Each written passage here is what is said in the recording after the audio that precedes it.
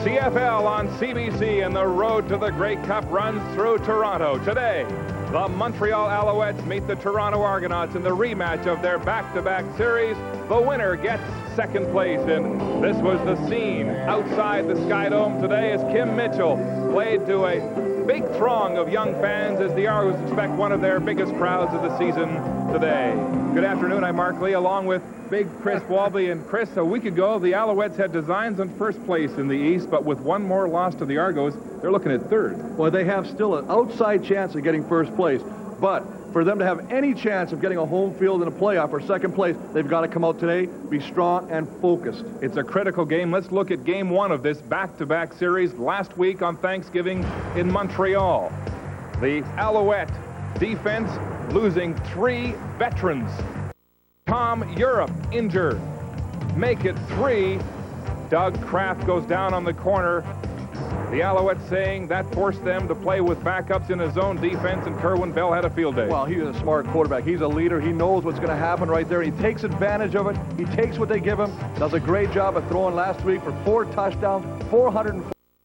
On defense, the Argos led by this man, Demetrius Maxey, and he wreaked havoc. What can you say about this guy? He is all over the field. 2 sacks, 3 tackles, but not only that, he was a thorn in their backside all day. Take a look at the arrow on the top of your screen right here. He's chasing a receiver on the backfield, and he'll come back.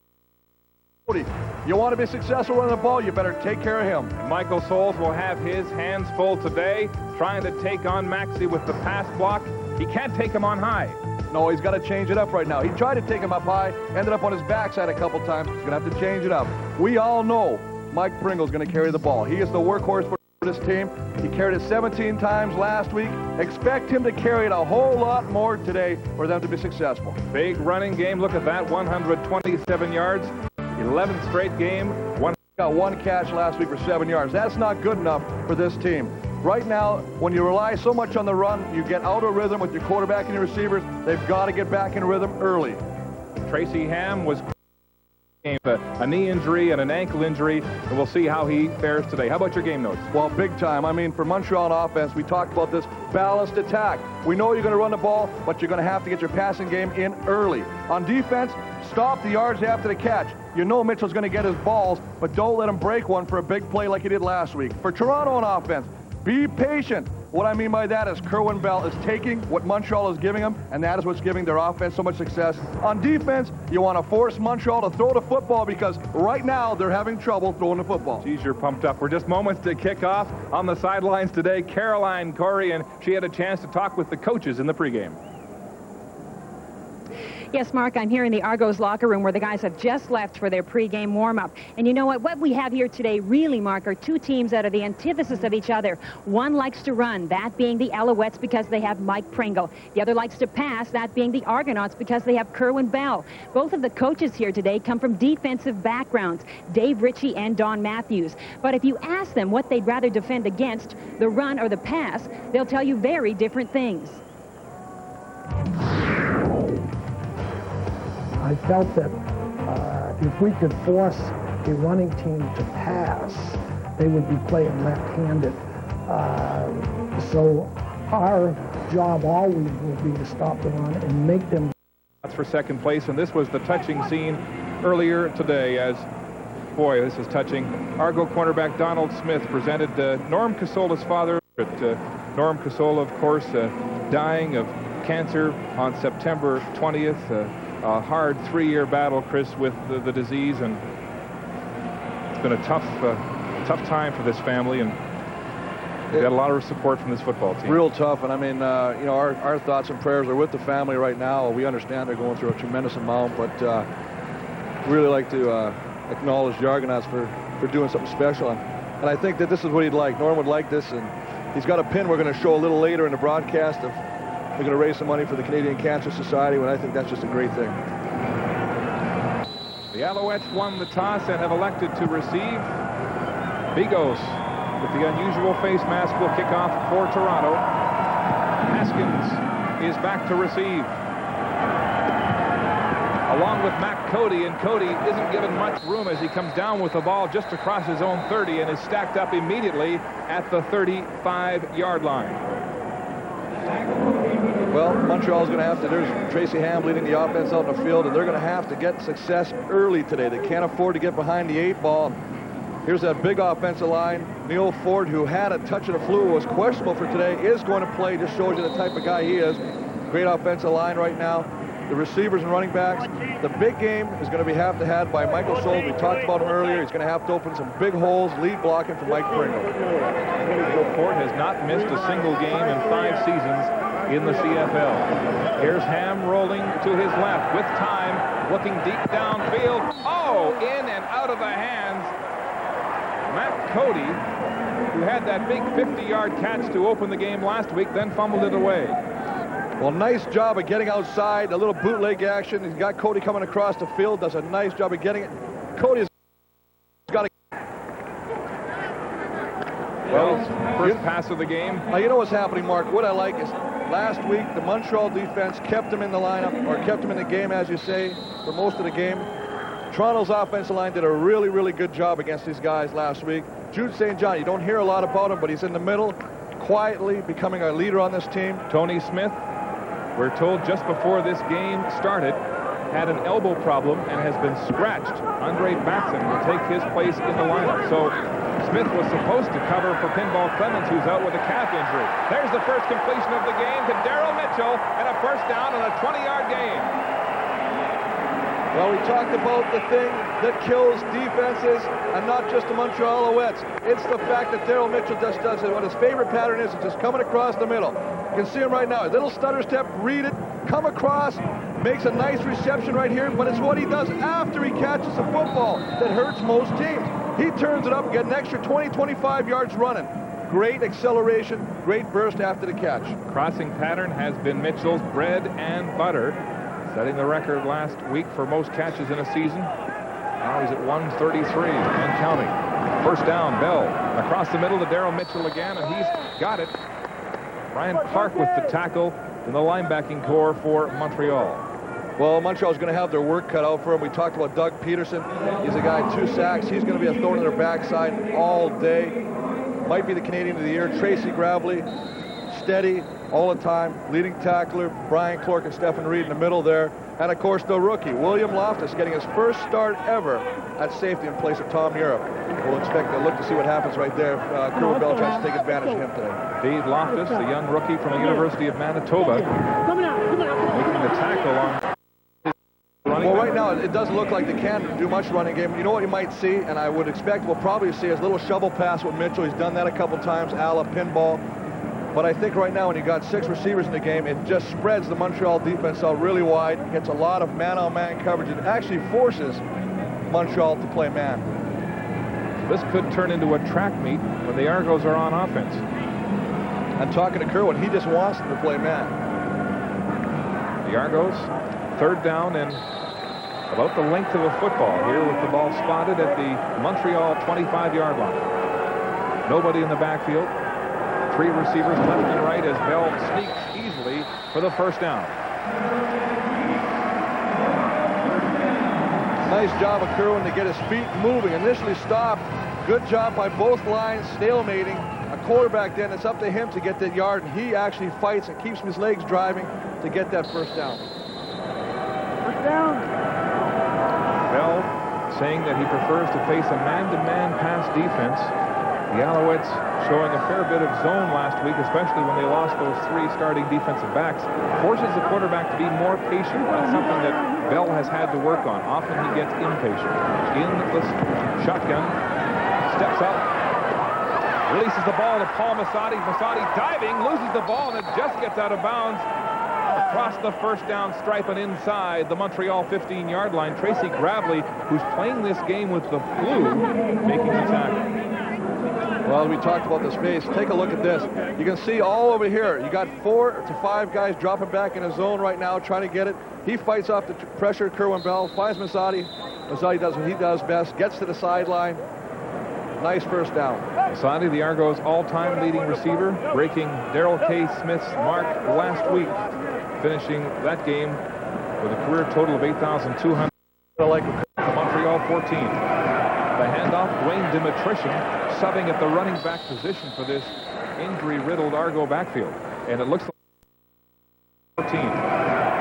off Dwayne Dimitrition, subbing at the running back position for this injury-riddled Argo backfield. And it looks like he might have the first down. Well, he's 225. He should get it. We talked about Peterson last week. He just had a great game, 2 sacks. And he really felt that the defensive line did a good job for most of the game last week until the end when they were on the field way too long. As you say, they lost a couple of their defensive backs, both their corners, in fact, and their safety. And it put a lot of pressure on that front four to get some pressure. It's the Paul Bunyan, the BC native of Fort St. John, of this Montreal defense. Another measurement, it looks like the Argos indeed will have the first down as they continue to eat up the clock and move the football with 11 minutes to go in the first quarter and a first down at the Montreal 13-yard line. Well, eat up the clock, eat up the yardage, and tire the defense out. That's what's happening right now. And you're keeping Montreal's offense on the sidelines where they're going to stay cold. The Alouettes with 6 defensive backs now in the lineup, trying to match the 6 receiver set that Kerwin Bell has deployed on offense for Toronto. Bell with time across the middle and good support from Torrey Hunter, breaking up that pass intended for Dwayne Dimitrition. Well, we talked about Kerwin, the fact that he's being more patient. He's going to take what's given to him. On that particular play, Dimitrition is open, low. He's just going to do a little soft dump pass, but just an excellent job. You can see Dimitrition just sitting down there, right in the pocket, but Mark Washington, a great reaction to the football once it's thrown, gets in there and times that perfectly to break that play up. Talked about the flu bug affecting Fort and Gravely. This man, Bell, was isolated from his team yesterday because he's suffering from the flu and did not practice. Bell, second down and 10. Across the middle, wide open is Darryl Mitchell for the touchdown. Wow! Nobody in the neighborhood on the Montreal defense as they came with their ears pinned on the blitz. And Bell read that perfectly. Have to have man coverage. There's a Back at the Skylab in Toronto, Darryl Mitchell with his 9th touchdown of the season. He had 4 catches in that first drive for 43 yards, including this beauty wide open in the end zone. Well, wide open, and what you have to give credit, the offensive line does a great job of picking Gravely up on the blitz, allows Kerwin to get the ball off a nice throwing lane. As you say, a breakdown in the secondary, and Mitchell is wide open in the end zone for an easy touchdown. Looked like Torrey Hunter was caught up too tight, and Loftus, the rookie from the University of Manitoba, couldn't come back in time. 7-0 Argos leading as Matt Cody returns this kickoff at his own 20, up across the 35-yard line, and the Argos special teams haul him down just across the Montreal 40-yard line. Adrian Smith in on the tackle. Let's go down to the sidelines, and here's Caroline Corey. All right, Mark, well, last night in the CFL, it came down to the wire in Saskatchewan with the Ticats in town. They were tied at 31, no time on the clock. Paul Osbaldiston nails a 31-yarder. That's 31 win. So the Ticats are still topping the East Division. They have 23 points with 2 games remaining. The victory means Hamilton, of course, is still in a good position to hang on to the first-round bye and secure home field advantage. And, of course, today we're looking at possible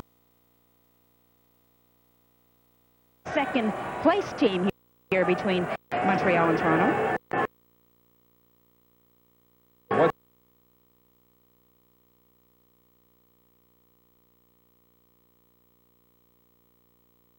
What amounts to a round robin to end the season. Well,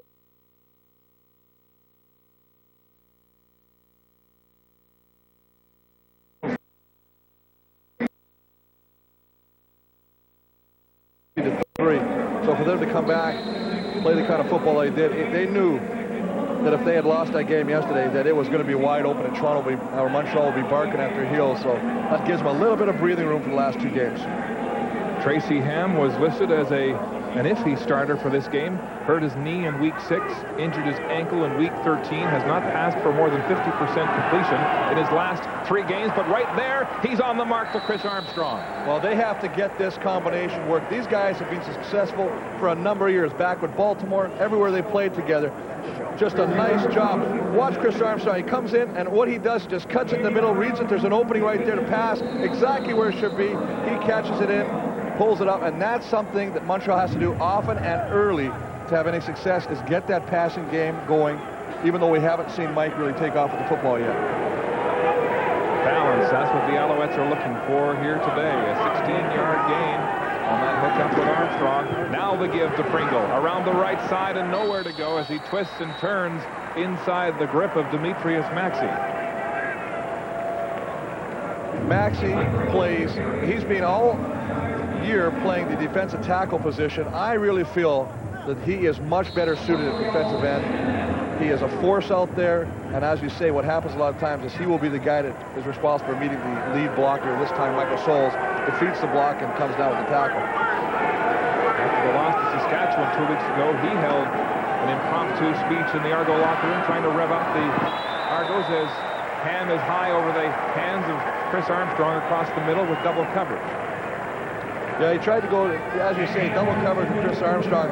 And we talked, the fact that they like to go to Chris Armstrong is good, but one of the big things they have to do, Tracy has got to start using his other receivers. He's got Tom Haskins on the other side. He's got to use Matt Cody. He's got to go to climbing.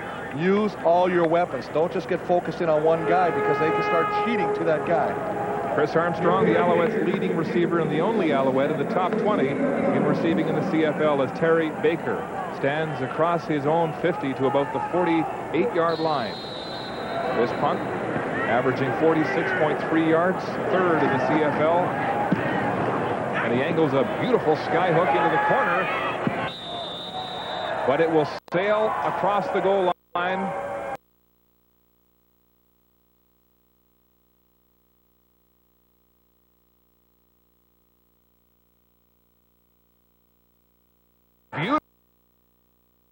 Beautiful kick by Terry Baker, putting it right in the coffin corner. A 43-yard punt. Argos early. Welcome back to Toronto, and just to update the status of Mike Pinball Clemens, who you see on the sideline there, he's still hurting. His right muscle in his calf is still hurting. He can't run. He can do the everyday things, but running is an impossibility for the pinball, so that's why he's not playing today. And just to update the status of Tony Smith, who was expected to start for the Argos as well today, he does have an elbow injury. However, he pulled a groin this morning in warm-ups, and so that's why he didn't start the game today. Mark? All right, Steve Smith, who originally took the pinball spot on the roster today with a catch as the Argos try to dig from deep in their own end, starting this series on their own 4-yard line. Well, you know, Kerwin knows this, and one of the things he's got Steve Smith, as you said. Here's another speedster. These are all guys that are brought up and recruited by Don Matthews as punt returners, so you know they got breakaway speed. Yeah, you lose Tony Smith, but when you get a guy like him in there, too, he can do it all. I'll tell you what, he gets to see him, he can go a long way. 6 receivers. Darryl Mitchell takes a pop shy of the first down marker from Washington. Well, I like what Mark Washington has done so far today. That's the second big play he's made. He sees the play develop, he follows it, limits the gain after the catch. Nice job, nice catch, nice hit. Listen to the sound and the forces at work. Oh.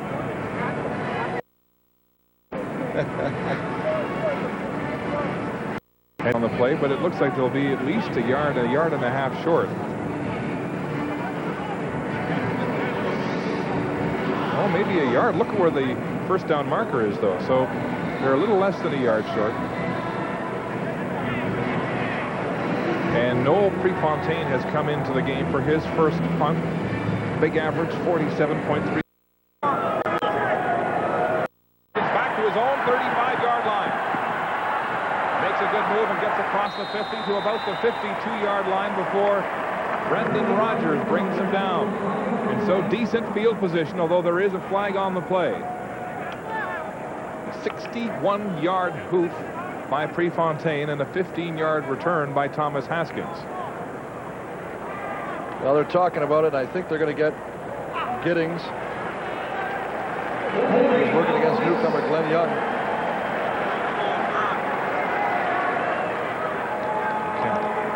Holding, Montreal number 50. First down. Right you were, Chris, and so that'll move the yardsticks back, and the field position that they thought they might have is not quite good. Let's go down to Carolina. All right, Mark. Well, Neil Fort was one sick individual before this game started. He was actually feeling good, but on the bus ride, he started to get very ill. They tell me his teammates that he was shivering in the showers at a temperature of 104 degrees. But evidently, as the warm-ups progressed, he started to feel better, and he ended up starting. Mark? Well, the flu has cut a swath through both of these teams. Don Matthews had to have a house call on Wednesday suffering from the flu. Donald Smith went down last week, although he did play in Montreal for the Argos.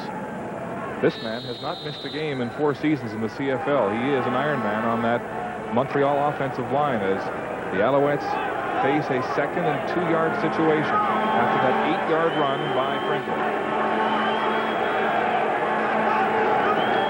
They block from Souls. Here comes Pringle, and it's Maxey wrapping him up for a gain of maybe 1. Very close to the first down. Very close. Nice job of penetration by the defensive line. Both newcomer Dexter Nottage and Demetrius Maxey come in your face right here. They get a stalemate. They break it off. He comes through from the other side. That's a great job of tackling, wrapping up maybe a yard line.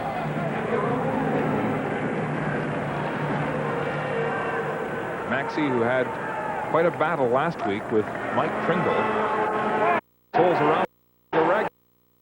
Jack Crimey, who has been commuting from Montreal to Ottawa, where he's going through the final stages of his law school program. There's Armstrong open, and he drops the ball. And that's what Dave Ritchie was talking about last week when we raised the fact about both quarterbacks being under 50% in completions. He said there were a lot of drops. Well, a lot of drops. We just see 2 right now. The first one by Climby, a little harder catch off the fingertips, but this one right here, this is on the money. This is in the hands. You cannot. Now, I don't care if you're looking or you're hearing footsteps of Lester Smith coming in the picture there. Do not, lose your concentration. Catch the football. Help your team right now. And right now, this is costing them big time. Any momentum they might build. So 2 drops and 2 catchable balls, and the Alouettes are forced into a punting situation. Baker. A high spiral pushing Lester Smith back inside his own 10 to about the 7. Smith coming straight up through the hash marks. A nice move. There's a flag on the play. More real estate. Finally dragged down across the 30. But there's a flag way back inside the 10. Yeah, I think they're going to finger the newcomer, Glenn Young, with a little passing from the rear. So Argos back inside the shadow of their goalposts when we come back to Toronto. A tremendous season, but I always wonder if we look back at the year that Doug Flutie and Alan Pitts set the record. You got to look at the guy has never really gotten the respect due him as a quarterback, has been a winner everywhere he's played. Take a look at this. I mean, top-rated quarterback, 4,200 yards passing, the average of 382 yards a game. And look at the touchdown-interception ratio, 23 to 10. It's just an amazing stat. He's having a career year. Right now, he's passing 80% and 1 touchdown. Across the middle. And there was a mix-up there. It looked like Paul Masadi was his intended receiver. Well, a little pressure by the defensive line. Tom Hips getting in there, pushing him a little, make him throw the football a little earlier than he did. But one of the things you really don't see very often is the ball being thrown to an open area. As you see Peterson working, getting around, working on Jude St. John, doing a good job of not beating the man, but actually pushing him back into the quarterback's face, which sometimes can be just as effective. So it'll be 2nd down and 10. Argos at their own 19. Bell in the shotgun, wide side of the field. It's complete to Andre Kerwin, the sophomore from Stanford, and he's driven out of bounds. Well, Andre came back last week after having a broken bone in his hand back on July 30th. Responded with 2 catches for 24 yards last week. He will be a better receiver as time goes on. He's only been back for 2 weeks. He has to get his timing back, his rhythm back. But I think when you have as many weapons as you have on Toronto's offense, you're going to see Kerwin Bell going to him a little bit more often because of the fact that they're going to try and close or protect or take away Daryl Mitchell's effectiveness. So for the 2nd series in a row, a high snap to Prefontaine. He's going to try and run, and he's tackled. Just an excellent play by Mark Washington. Always staying outside the punter. Don't allow him to take off with the football. Chases him down. Big turnover for Montreal. Now the Alouettes with a golden opportunity to tie this football game. It was a turnover, an interception by Lester Smith of a Tracy Ham pass that was converted in a long series to Daryl Mitchell's first touchdown of this game to make it 7-0. And now Noel Prefontaine unable to harness that high snap and get the ball away. Well, John Raposo's the man who snapped that a little high, but he did catch it and he has taken off and got an incredible punch on the run, but you got to give the coverage team a great job of keeping him contained. Cody, a member of the War Amps Champ program. Cody lost his arm in a machinery accident. Cody knows the world is full of dangers to avoid. He has a message for all kids. Spot the danger before you play. Play safe. The CFL is a proud supporter of the War Amps Play Safe program. Noel Prefontaine still smarting after that bobbled snap and failed punt. Here's another look at how it happened. Well, high snap, and Raposa, I mean, he does a nice job of bringing it down right there. Surprisingly, didn't get outside, kick the football, as you say. He's done that before, but you got to credit Mark Washington with a good burst of speed. We've talked about him earlier in the first quarter right here. He has really done a great job, or had a great first half so far.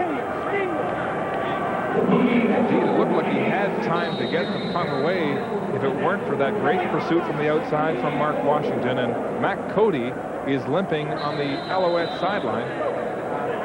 And that's not good news for a team that is trying to get its passing game together. Well, they do have Ben Cahoon, who's usually the starter at wideout, as a backup today, so he will come in and basically be like a starter because he hasn't had to sit before. So in one instance, it still is a positive sign for Montreal. Cody looking like he's trying to put some weight on his left leg. Bound up, spatted up as the Argos go 2nd and 4. Fake, 2 fakes, deep down the sideline, wide open, Nigel Williams, wait. That just gives Kerwin Bell an excellent field of vision to throw the football. Bell has yet to be sacked in this football game, having all kinds of time so far to make up his mind. On that play to Williams, he faked the pitch, faked the pass, and then went deep. 2nd and 10. He dumps it off on the crossing route to Daryl Mitchell, who picks up speed down the far sideline, and a big gain for Toronto.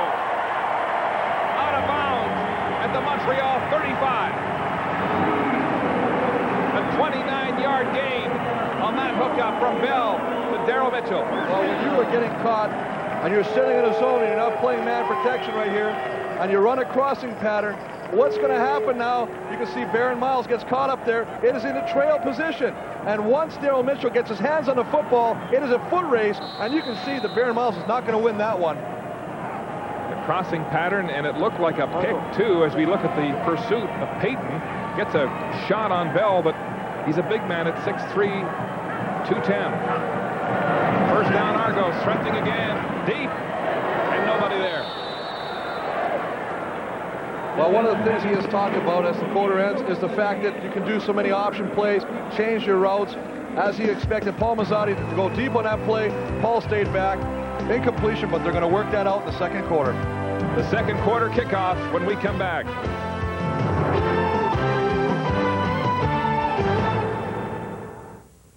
Job, but you're right. You know, it just wasn't a game you expected at this time of the year by these two teams that are both powerhouses on a normal day. Already 3 passes, 2 by the Owls, 1 by Toronto. Perfect balls dropped in the first quarter. Pursuit from the backside. Bell hog-tied by Reed for a big loss.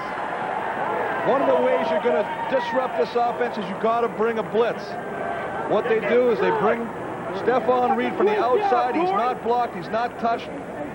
Nice job. And he comes from the backside. Kerwin tries, sees him just at the last second with that spider sense. But unfortunately, can't get the football away. Big play by the Montreal defense. Reed, the 3-year man, the Canadian out of Boise State, filling the ample shoes of Paul Randolph, the veteran who used to patrol that linebacking corps for the Alouettes, and a great call on defense to move the Argos back to the 45-yard line in a 3rd and 20 punt situation for Prefontaine. Last snap went over his head. This one on the mark. A line drive comes down at the 10, and on the hop it's Haskins. Reverses field across the 15-yard line, and he gets about 10 yards to the Montreal 20, where the Alouettes will scrimmage 1st and 10 after the tackle by big Mike O'Shea. The give is to Pringle. We have not seen much mileage from from him early in this football game as Nottage brings him down for a gain of about 5 or 6 yards. Down to Caroline on the sidelines. All right, Mark. Jock Climby's had a very difficult year. Obviously, he's trying to complete his law degree as well as play football. I talked to him before the game because this is actually the 3rd game that he started at wide receiver. He's used to playing slot back, but now he says he's accepted the role, and he understands that the Alouettes can't have him as a big part of the offense because he's not around enough. Mark? Demetrius Maxey with the sack. Make that sack number 8. Demetrius Maxey started. Take a look. He's right there at the bottom of your screen. He's working against Neil Fort. Now Neil Fort, we know, is sick, but he gives him the inside. He takes the inside and sacks Tracy Ham before he can even throw the football. Nice job of pressuring the quarterback, first by getting the bull rush on the big man, Neil Fort, and then coming back inside and getting the sack. So the Argos force the Alouettes into a punting situation. As Ham hobbles off the field, he's been battered all season since training camp. Well, one of the things that happens when you start taking shots, you know, and he's not the healthiest cat. He's been hurt since week 6. So you cannot afford to let Tracy Ham get hit like this in this game for you to be successful. Lester Smith takes this one over the shoulder at his own 35 and is hit immediately by Harold Nash, but there are flags all over the play. A 53-yard punt by Terry Baker. Well, 9 out of 10 times when you see the flags come at the point of a catch, it's usually blocking from the rear. So I'm sure we're going to see that ball be moved back 15 yards.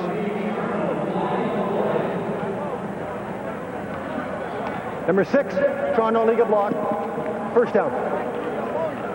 Adrian Smith with the illegal block, and so the Argos way back. Well, you can see it right there. I mean, that's just real good coverage by Nash coming down, forcing Adrian to try and get into his way by steamboats and dumps it off. Dwayne Dimitrition. Oh, what a big block! Nigel Williams comes back and decapitates Mel Coleman. Oh, it's Torrey Hunter wearing Coleman's number. Well, I tell you what, you're right, though. I mean, it is a big-time block. Watch this little dump-off pass to Dimitrition. He just gets up ahead of steam, and he gets to the outside. Into your corner right there. Bam! Now, we've seen a lot of these hits. Troy Wilson last one took one. But, I mean, that is, when your helmet comes off, and remember, folks, we were wearing chin straps in this football game. The force of that blow undoes the 2 buckles on that helmet. That's big time. First down, Argos. Look at the time Bell has. Tries to find Dimitrition, but good coverage this time by Hunter, and a flag at the line of scrimmage. Torrey Hunter wearing Mill Coleman's number 3. Normally he wears 23. Coleman, of course, injured. And you know Hunter likes to yap. Let's take another look at the licking he took here. Well, this is worth viewing again. I mean, you can see him coming in there, and that is just total forearm. And remember, Williams is 6'2", 220 pounds. He just uncorks. I mean, that helmet comes off Coleman like a cheap bottle of wine. Offensive pass interference. Toronto, number 81. First down repeated. So Andre Kerwin called for interference. And so they'll move the ball back 10 yards. It'll be first down and 20 Argos at the 46-yard line. Argos enjoying the crossing routes in this game. The picks with a 6-receiver set. This time they go deep downfield. Defense and a flag on the play. Hunter's incensed. But he'll get called for interference on Darryl Mitchell. Well, you cannot touch the receiver. Yeah, you may be all, you know, right beside him. See him and some of his assistant coaches in the Argo clubhouse at halftime, and a special feature on how they prepare week in and week out. Toronto considered one of the best prepared teams in the CFL. Second down and 1. The give is to Dwayne Dimitrition, who's clotheslined right at the line of scrimmage by Doug Peterson. He lost his head. You must be crazy. Well, Peterson comes through there like a knife in hot butter, and he just did a nice job of wrapping up the back, not only making the contact, but keeping him away. Don't letting his forward process take him to the first yard. Now they got to measure.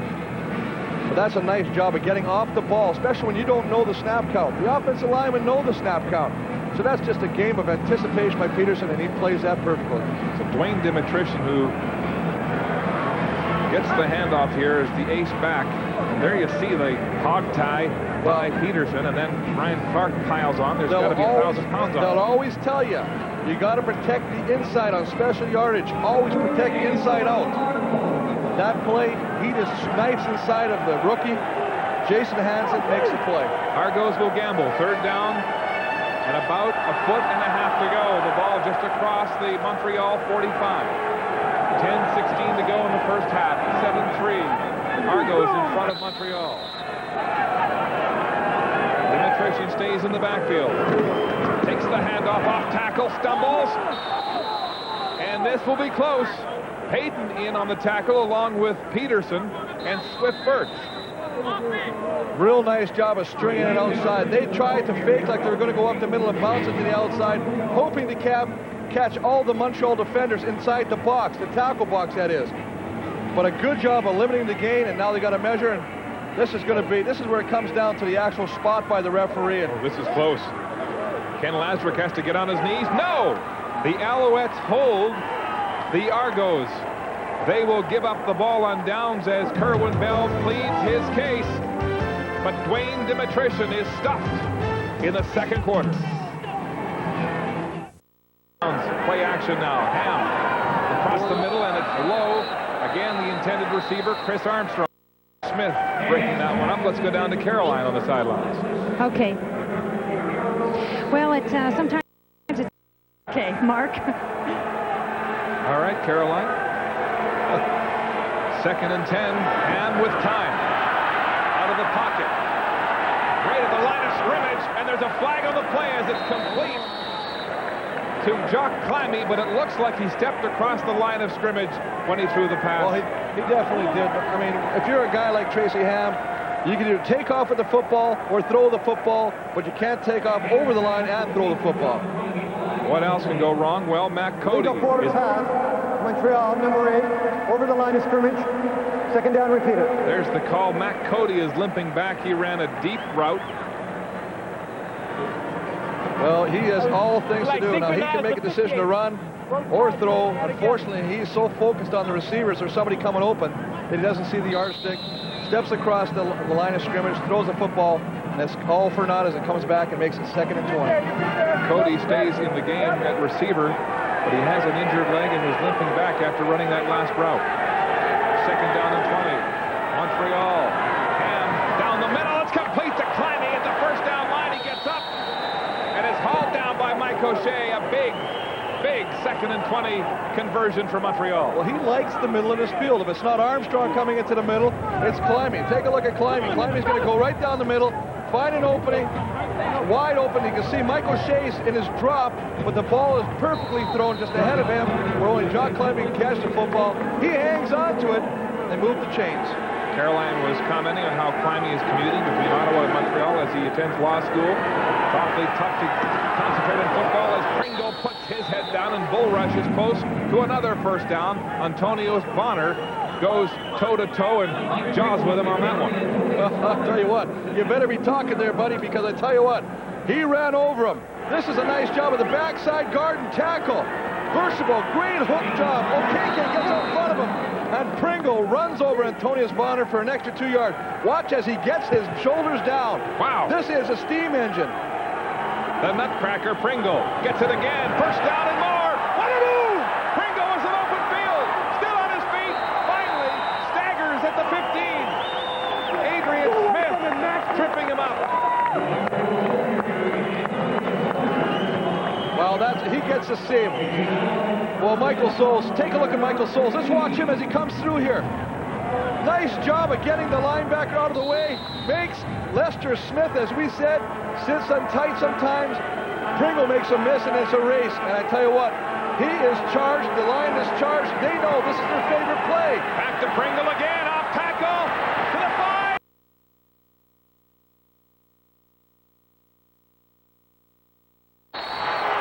Adrian Smith finally gets him out of bounds at the 1-yard line. Well, they just ran this play, the play before, the previous play. It's a counter where you bring the backside guard and tackle around. Another time, this time they run it from the left to the right. They pull. Take a look at this. They pull Brian Chu and Neil Ford. Look at 66, big Neil Ford, 360 pounds getting out there. And an excellent job of OKK sealing it. He gets to the outside, and as you said, if it wasn't for Adrian Smith, he's in the end zone. Pringle takes a licking as he goes out of bounds. But the Alouettes threatening now, looking for their first major. Pringle's out of the game. There's some confusion in the Montreal backfield. First and goal from the 1. Pringle went down hard out of bounds and is out of the game. Richie attending to him. He looks like he's okay.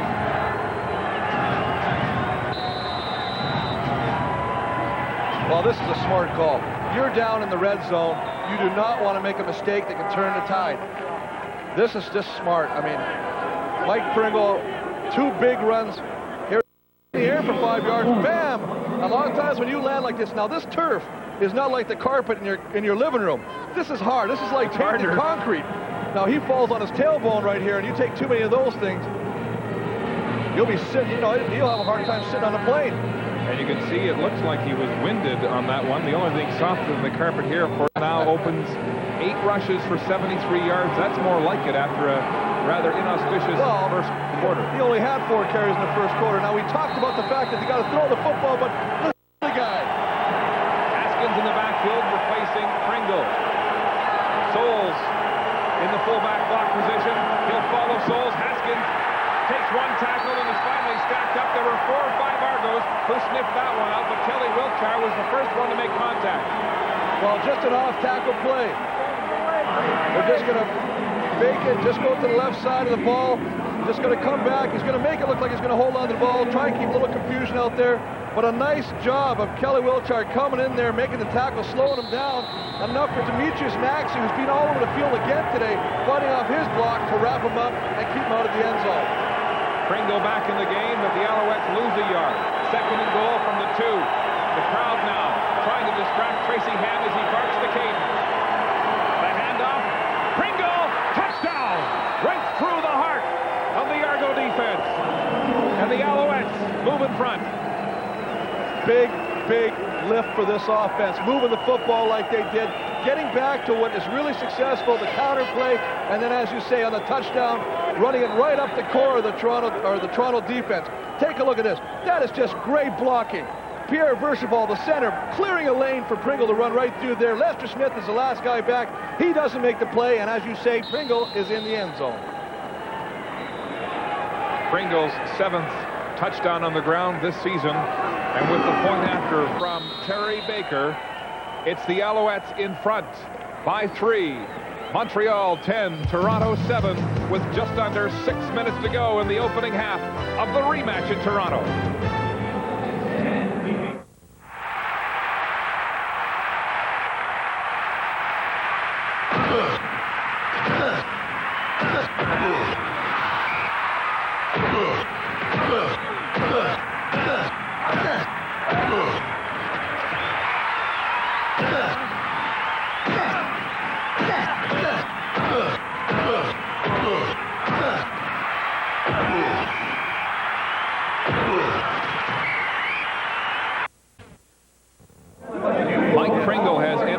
The Montreal offense, putting the Alouettes in front with a big touchdown.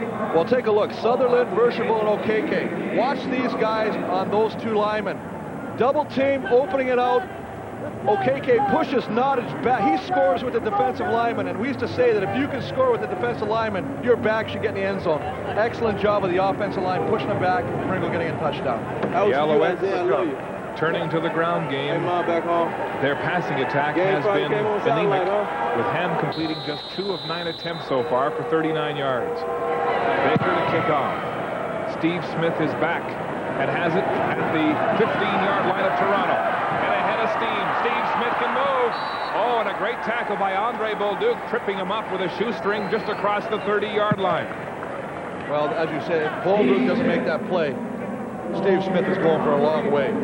nice job of fighting off the block and coming back and tackling him on that return. Mike Pringle with 9 carries so far in this football game for 75 yards and a touchdown. Well, he's just doing it all the way. He's going around the corner. He's running a counter. He's spinning. He's dancing. He's pinball with about 30 pounds. I mean, this is just a nice job of running to the outside. He gets outside. He follows his blocks. But this offensive line for Montreal has really come to play today. And so Pringle gets the Alouettes revitalized as Bell goes deep down the sideline. Williams looks back for it. The ball was underthrown with good coverage on the play from Irv Smith. Well, we just talked about Montreal's offensive line. Let's talk about Toronto's offensive line. They do a really nice job. This is a long developing play. That means he's got to have more time to set up and throw this football. They do a great job of giving him the necessary time to get outside, to get the one-on-one coverage. And as you say, had it not been underthrown, you could have had a big play by Kerwin Bell to Nigel Williams. By contrast, Ham with just 2 completions and 9 attempts. Kerwin Bell is passing at 70% right now. Good on 14 of 20 for 146 yards. And of course, that touchdown pass to Daryl Mitchell. Second down and 10. Bell flushed, drops the ball, and finally dragged down by Swift Birch. A big sack and a good Argo bounce, or that would have been a free ball. Well, you guys, if you want to see what you got to do, you got to run something. Watch this. Peterson's going to come inside. Charbonneau's going to go outside. They're running a twist. Peterson stumbles a little bit, just gets his hand on there, knocks the football, allows Swift Birch to come from the other side, the far side, to get the sack. But you got to confuse the offensive lineman, and one way to do that is to run stunts and try and get people at different levels. They ran that perfectly. Swift Birch with his fingers taped up. Before last week's game, he accidentally stuck his finger in the blender making a milkshake. Caused Dave Ritchie to say, sometimes you got to put these guys to bed. There's Haskins wrapped up for no gain on that punt. Wakir Brown with good pursuit downfield on special teams for the Argonauts on a 41-yard kick. Whatever your project, Canadian Tire can help it take shape. Canadian Tire, still the right place to do it. He's the man for all seasons on this Alouette team. Thomas Haskins, the all-purpose running back, receiver, special teams man. Another look. Well, this is a look at the, you know what? We know Mitchell could catch passes, but I don't think keeping him in the backfield to block Peterson is one of his duties, or else he's going to ask for a hefty pay raise. Rush shot over the diminutive Mitchell. There's the draw. Pringle's got a big gain ahead across the 40. Lester Smith finally brings him down with the help of a host of Argo tacklers. When we talk, one of the things that Montreal does very, very well, they are an attack-style offense when they run the football. They will attack you. This is a draw. They'll sit back like they're running the pass. You can see, knock them out. Great job by Fort. Chu gets up there, gets his job on Michael O'Shea, allows Pringle to get to the outside. Michael Souls is up there, and he's going to just keep fighting for yards. The Alouettes stay on the ground. Pringle with a 26-yard gain on that play. First down across the 40. Play action bootleg by Ham. He's got a man open. That's Haskins, and it's complete, but just shy of the first down marker. The tackle by Donald Smith. Well, you're going to run the football, now you're going to fake it. This is what he said they have to do, the little play action. Does a nice job of play action to pass to Pringle. Get him to the outside. If it not, nice tackle by Donald Smith on Haskins, who was trying to break into the inside, or he'd have gone. And then with that gain, the last 26-yard run by Mike Pringle, he's moved to third time all-time rushing yards ahead of the great Earl Lunsford, now closing in on Willie Burden.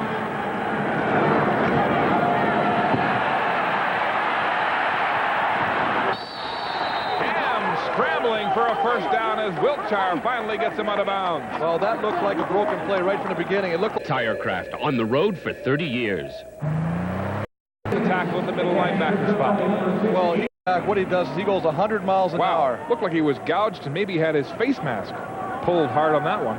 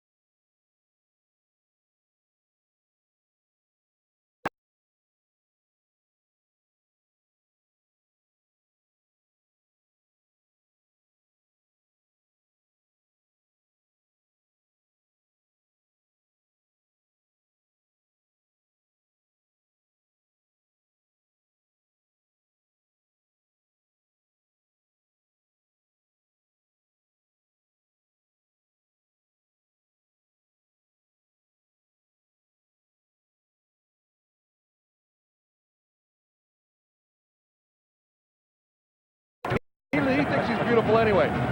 But that's a good job of knowledge. Don Matthews likes this guy. He is sheer power. Well, he blew right through Chu to make that tackle. No good. And so for the second time in the first half, the Alouettes inside the Argo 10 and unable to get a major will now have to settle for a field goal attempt by Terry Baker. Well, I like what he's going to do. He's going to try and hit Armstrong, but it looked like Armstrong is fighting, trying to find the ball. He looks over one shoulder, looks over the other, and as you can see, he gets completely turned around. That's something receiver wants to do to the defensive back. Nice job of picking up the blitz, but you can see, here he comes Maxey, boy. I tell you what, woo! That's a train coming. Get rid of that football. Baker attempting this field goal from the 25-yard line. It's up and wide. And that has been a sore point in Montreal. Baker wide from 25. He missed 4 of 6 last week, Chris. And there have been talks that Carlos Huerta is in the vicinity in Montreal. Well, I don't care. You know what? Being a professional, you're going to say, you know what? I'm going to do my job. But he's like a golfer with a bad swing right now.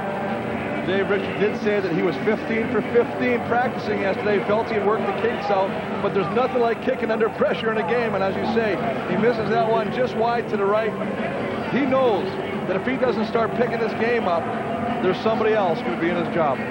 Carlos Huerta played 2 seasons in the CFL with Las Vegas and then with this team, Baltimore, the Grey Cup champions in 1995. There he splits the uprights. He had 6 field goals in the South Final to beat San Antonio.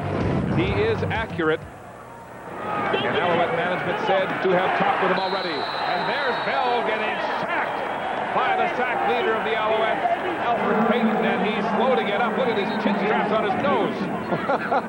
Well, not only that, again, they're running a twist. They are confusing the offensive line. Just a nice job. One guy wraps him. Peterson gets in there, and as you say, Alfred Payton comes back in there and just twists him to the ground. Pringle getting patched up by the medical crew on the Alouette bench. Well, he should be getting some sponsored by Mako Auto Body right there because he's got a lot of patching there. But take a look at this. You can see here comes Alfred Payton around on a blitz. Peterson's got him around the ankle. And Alfred Payton, you may say that he's not intense. He is trying to rip his head out of his body right now. Payton didn't get one sniff at a sack last week, and there was a lot of jawing going on between him and Bell through the course of that game. We'll talk more about that later. Bell moving the pocket right with time. Far sideline, Darryl Mitchell wide open across the 35-yard line. The gain will be about 14 yards, but about 6 short of the first down marker. Another look at Pringle. You can see the big patch on his forehead and on his nose after he was gouged and face masked by that Argo defense. He was gouged or face masked. Looks like he came on second with a pit bull fight, you know. I mean, but you know, this is the kind of guy he is. You know, those helmets, a lot of people don't look at them a lot of times. They just got little air pockets, but they're covered, they're encased in plastic. So sometimes your helmet will pop and you'll get a cut and it'll cut your forehead. I'm sure that's what happened at the top of his head. But the nose we know was just from a scratch or an attempted face mask by Jermaine Haley earlier in the game. Bell smarting on the Toronto sideline as Prefontaine sends a wobbly punt deep back to Thomas Haskins.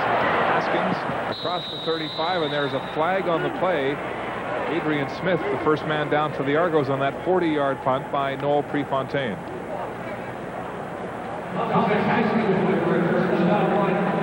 Holding the call against the Alouettes. Well, they're calling that a legal block, but there should be a no yards. Well, they do call no yards right there. Let's go down to Caroline. All right, Mark. Well, of course, everybody will want to stay tuned for halftime because Mark Lee actually went inside the film room of the Toronto Argonauts, so we'll see how they get the edge by watching film on their opponents and, of course, watching themselves for their own analysis. So stay with us for first half analysis as well. No yards, number 6. Legal block, Montreal. First down. So there's the call, no yards and an illegal block, and so it'll be first down Montreal. There's Pringle. Another look at the way you can see right there. He is grabbing his head right there. And what that is turf burn, and there's nothing more excruciating than that pain right now. I mean, if you're at home right now, take your head, stick it on the carpet, and run to the kitchen. You'll know what it feels like. Ouch. First down, Alouettes at their own 37. Pringle back in the game, bandaged, and he takes the fake. Ham running for the first time, slides about 2 yards short of the first down marker. having a word with Haskins, perhaps asking for a little help on the block. You know Pringle, he's intense as it is, but you don't want to get him mad by gouging him. You know, it takes a lot to get me fired up as far as somebody yelling or screaming at me on a football field. But I think they're correct. If I do get a little antsy out there and they start to piss me off by making comments at me or laying on me after a tackle, I think that could be a little bit dangerous for the defensive end of the group. I guess you'd include, like, you know, rubbing his forehead on the turf. They're making him look like a Hoover vacuum pushing his head like that. But I tell you what, you're right. They are getting him angry. That was an illegal tackle. I mean, it's unfortunate, but as we talked about him before, he's a warrior. Time running out on the Alouettes. Pringle got them the first down at their own 50. Pass is complete. Very close to a first down as Souls dives across the 50-yard line with 14 seconds to go in the half, and Bonner in on the tackle. This will likely be the final season in the CFL for Michael Souls. He's announced his intentions to retire after that season, and there may not be a better blocking fullback in the league. Well, there's been some great ones over the years. I can think of Blake in Edmonton, who used to have a history of big fullbacks, Blake Marshall.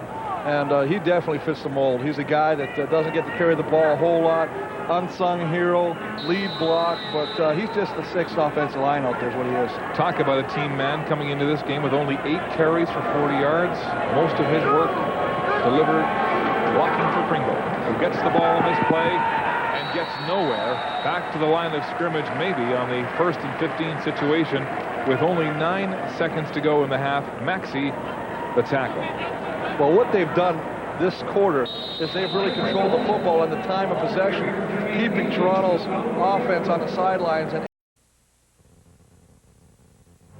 And welcome back to Skydome, where the Montreal Alouettes are in front of the Toronto Argonauts by a score of 11-7 here in Toronto. Well, it's pretty obvious that players spend a lot of time on the football field, but what you might not know is that they also spend a lot of time watching film on themselves and other teams, scouting, analysis. And as Mark Lee reports, the Argonauts are one of the teams that has a leg up in the film room. The Argo Edit Suite powers up before a single pass is thrown or a zone defense is called. Toronto's Jason Sinclair plans their point of attack here. Intelligence gathering in the CFL. Film is very important in today's game because teams are changing their game plans every week. So the film's really important for us for scouting purposes, as well as providing our own guys with some feedback about how they play on a week-to-week basis. It's often been said that the outcome of a game hinges on only 4 or 5 plays. Finding the tendencies and weak spots in your opponent to make those big plays is the job done right here. A job that goes well into the night, long after the players have gone home. That's right, Mark. Unless you're right involved with football operations, you don't really know about how much time is spent, studying other teams. A lot of people think that it's just a matter of playing the game between the stripes, but it's actually a lot of preparation goes into every week. Indeed, following Monday's win, there was no time for Thanksgiving. Sinclair broke down the Argo win until 4 a.m. A few hours later, he puts the tapes into the hands of the assistant coaches. Their long and lonely vigil begins for another week, dissecting every play, preparing a new plan of attack in a coded language unto itself. And they will, if they have to, stay all night to be ready for the players. This is basically where we spend most of our time, right here with the lights off and the shades closed. This is what we do. This is the way I like to look at it, I like to study it. It's a lifeblood of our job, of what we do. Without the video, it's hard to prepare your team, for your opponent. So what we do video-wise as far as filming and breaking down the film the way we break it down and preparing game tapes and visual tapes for our players to study the opponent is very important. Every week he asks me about, a way of, what are they doing, blah, blah, this and that. And I had to explain to him, well, this is what they're doing here. He says, okay, let me look at the film. So he goes and looks at the film. Says, I got it. Comes back out. We put in a trap for that. Thing goes for 65 yards to get to Edmonton. Last year in the Grey Cup, Saskatchewan was running a lot of option offensive plays. Our coaches saw that in the film, and so we made a specialty tape of all their option plays, and I think we shut down their option play pretty well. You go into it with the mindset that your players want to be successful, want to do the right thing. And as you work and as you prepare and as you give them things to do, you keep that in mind. I think you'll have a lot more success. Well, you can certainly have all the high-tech gadgets and wizardry, but certainly it comes down to just how you watch the film. Obviously today, one of the most exciting players on the field, Mike Pringle, and here's a look at his rushing TD as the Alouettes are on the lead, 11-7 here in Toronto.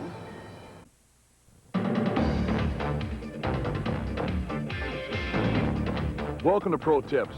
How is an offense measured? 1, by the quarterback, 2, by a great receiver. With us today is one of the finest receivers in the CFL, a 5-time 1,000-yard receiver, Mr. Darren Flutie.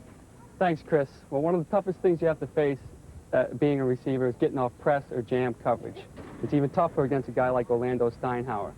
2 things I try to accomplish as a receiver to get off press coverage. 1 is to keep my hands very active. Orlando's going to be physical with me, so I got to be physical back with him. I make a quick move. As soon as he puts his hand on me, knock it down and try to get upfield and get into your route. Second thing I would say to do is keep your body low so you can move quickly and he can't get a good piece of you. This is what would happen if I stay up high. Orlando gets his hand on me, knocks me back, and I can't get into my route. Makes it tough. So, Kyle, why don't you give it a shot against Orlando? Here we go. Oh, perfect. Another super tip from a superstar. Don't worry about receivers in this league. We got some fine ones coming for years to come. See you next time.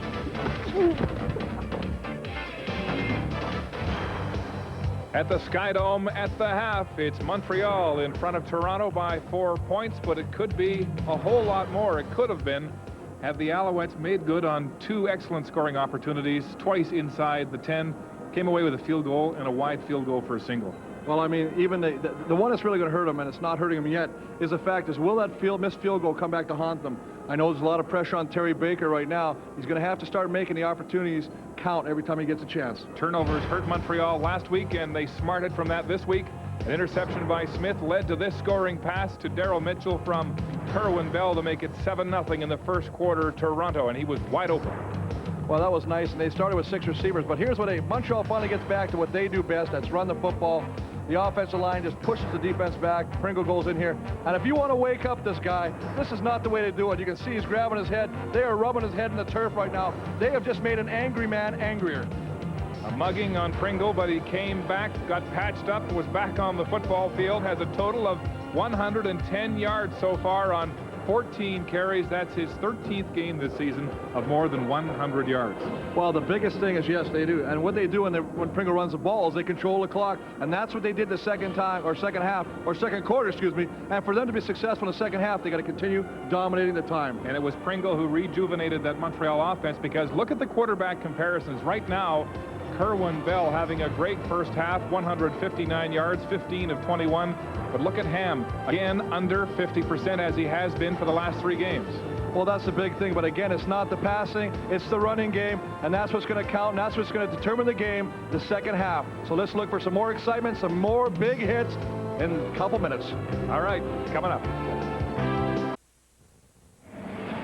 Awaiting the kickoff to the second half at the Skydome, and it's the Alouettes by 4 over the Argonauts in one of the hardest hitting football games we've seen this year at the Skydome. And indeed, they ate Pringle for breakfast on one occasion, but he's had 110 yards in the first half, so I think the nod goes to him so far.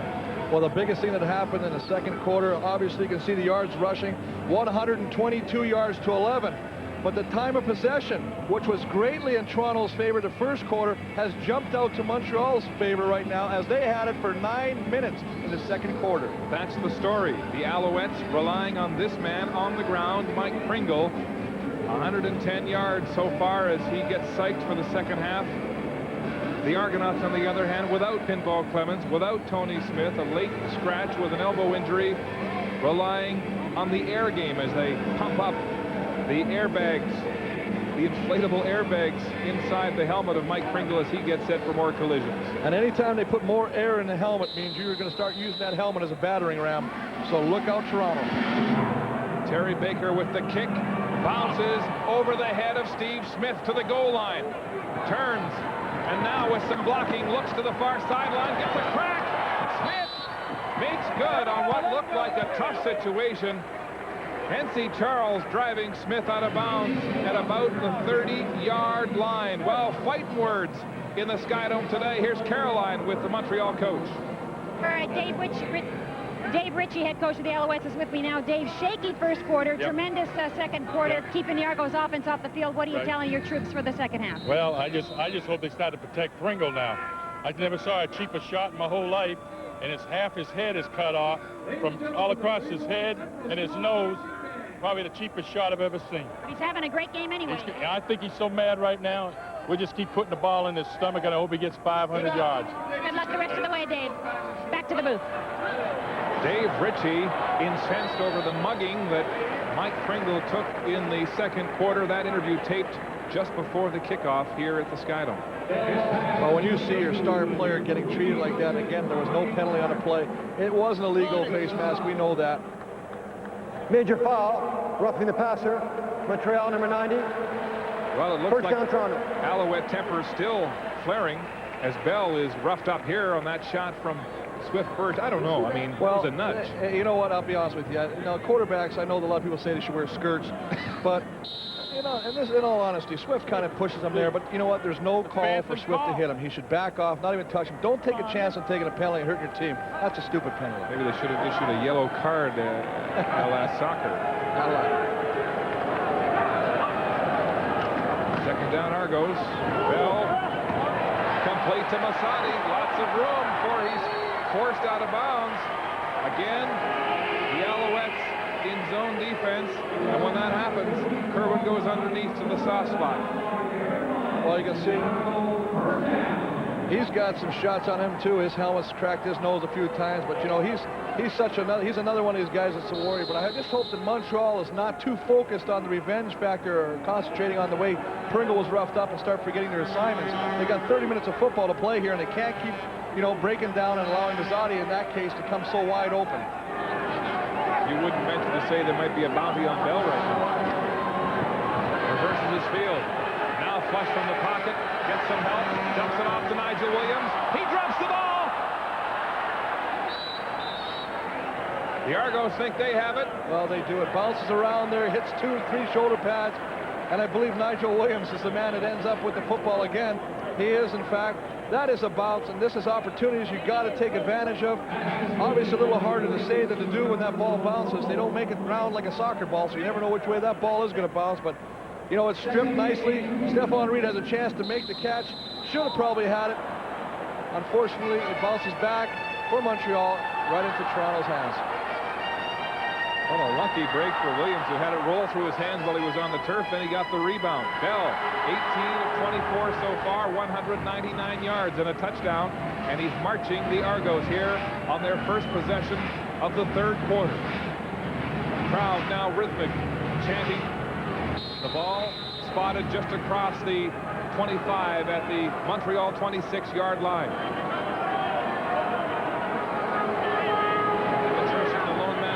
Field, fake to him, pitch pass, Mitchell gets a block, tries to get outside and does! Pushed out of bounds after getting another Toronto first down. Hunter making the play for Montreal. Well, say what you want about this guy. What he does after he catches the football is just remarkable to watch time and time again. I mean, he just catches a nice little pitch pass, breaks a tackle, and then he has just got incredible speed to get to the outside. You can see he's up here right now. He just passed Darrell K. Smith. He's got 1,850 yards right now. I mean, he's moving up that chart really quickly. He just does so many things after he catches, and you just saw a great example of his burst of speed, which is phenomenal. Allen Pitt's record from '94 in jeopardy in this season. Bell wide side, wide open. Andre Kerwin, touchdown, Toronto.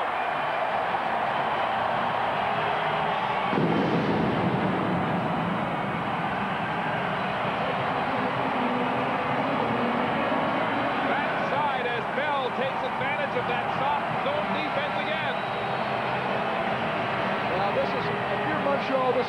how you want to open the second half. This is reminiscent of the first half. When the first time they got the football, they marched it all the way down and scored. They start playing soft, as you say. He just throws it across field. There's nobody within 5-6 yards of Andre Kerwin. He catches the football and dives into the end zone for what seemingly is an easy touchdown. Douglas Kraft, the first man to make contact, but he was 10 yards away when Kerwin made the catch. Andre Kerwin missing 9 games with a wrist injury and gets his first touchdown of the season with the point after. As Pinball and Kerwin celebrate, the Argos go back in front by 3. Make it Toronto 14, Montreal 11 on a drive that took 2:42 and took 82 yards to complete for Toronto. Argos set to kick off after that big touchdown pass by Andre Kerwin. And he was wide open by himself on the sideline. Take a look right here. Freeze it right there. Look at the distance he got right here. I mean, we could put a train through there. Douglas Kraft is the closest to him. That's just an easy romp into the end zone. You have to have tighter coverage to prevent them from doing that, or it's going to be a long day. Matt Cody and Thomas Haskins back deep for the Alouettes. It's Cody who's been nursing a leg problem through this game with the ball at his own 20, looking to get outside. Finally gives up and is limping again as he goes out of bounds at the 22-yard line. George Namako making the tackle for Toronto. Well, they're also going to call holding on the return team, so they're going to push him 10 yards back even more. Matt Cody has been favoring his leg all game. One of the speedy, deep threats for the Alouettes, taken out of this game, and taken out of that element. Number 30, first down. Well, Bruno Hempel with the holding. But I tell you what, you're right. This is something they can't have happen. And how, speaking of penalties, how crucial was that swift Birch roughing the passer that kept the drive alive? Exactly. It was a questionable roughing the passer, a bump, and pretty good job of acting, I think, by Bell. But it just shows you that if you've got any doubt, don't do it. This has been a hard-hitting game. Lots of angry words exchanged between these two teams, especially after that.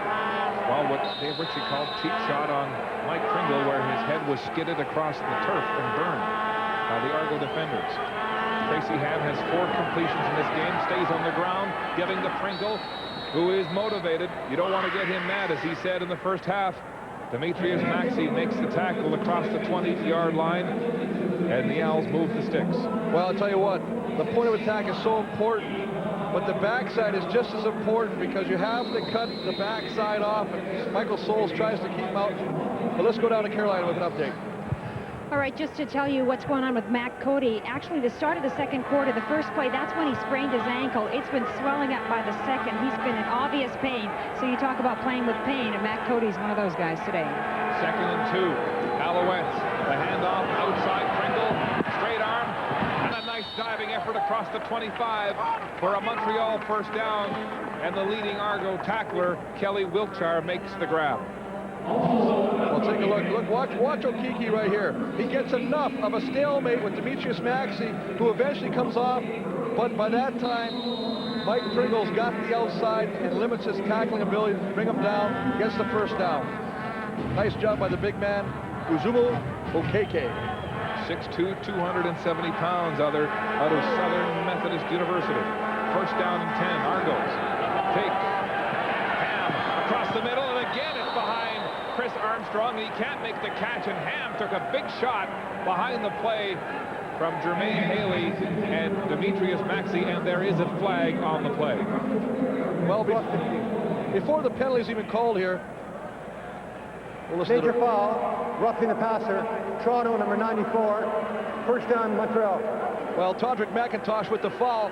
But what happens on these plays is Michael Souls, as he's releasing, they want him to get a shot on the defensive end to slow him up. You cannot let the guy come that free because he's there that much quicker on your quarterback. And forces Tracy to throw that much quicker, which, again, he threw behind Armstrong, which has been kind of a storybook thing for a couple of weeks now.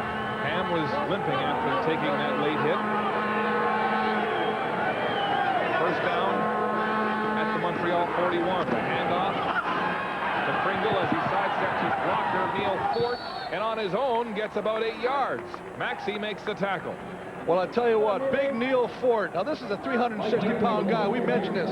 He dropped 10 pounds yesterday with the flu bug, but he gets around the corner, and he just basically swallows Mike O'Shea. Watch Mike O'Shea right here. I mean, he just runs into the wall, knocks him down a little bit, but he just, that's a nice job by a big man, limiting, and you can see, this is a very, very physical football game today, folks. Fort going down like a Douglas fir on the play. And it's 2nd and 2. Again, the handoff to Pringle around the left side. Finds an out opening. And another first down across center field. And the guys are off the bench and they're congratulating Charbonneau. They're all smacking Michael Souls. He had a rough day last week against Demetrius Maxey. He does an excellent job of keeping him to the outside, allowing him to get to the outside. Watch it. You can see Demetrius Maxey's going to fight off OKK, but Michael Souls just keeps working and putting him. That's a butt block. When you turn around and put your butt to the defender, those are great ones. They're not the prettiest, but they're very effective. Pringle's numbers skyrocketing, now 138 yards on the ground. He has been Montreal's only weapon on offense. This time he takes the fake. Ham will go to the air, wide open, and a completion near the first down marker. The 5th completion, only the 5th of this game. And this one goes to Jock Clammy. 5 completions for Tracy Ham. Well, you know, they said, and Richie said this yesterday, we're not like most teams. We use the run to set up the pass, where a lot of other teams will use the pass to set up the run. They're running the ball effectively now, which brings everybody in tighter, allows them to have an opportunity to complete passes. That was a nice example of it right there. Good example of the play-action fake to Pringle, who said yesterday he wants to put his offense in a lot of second and short situations by running on first down. He's been doing that here so far in the second half. Another play-action. Down the middle, Climby, close coverage, and it's broken up on the play.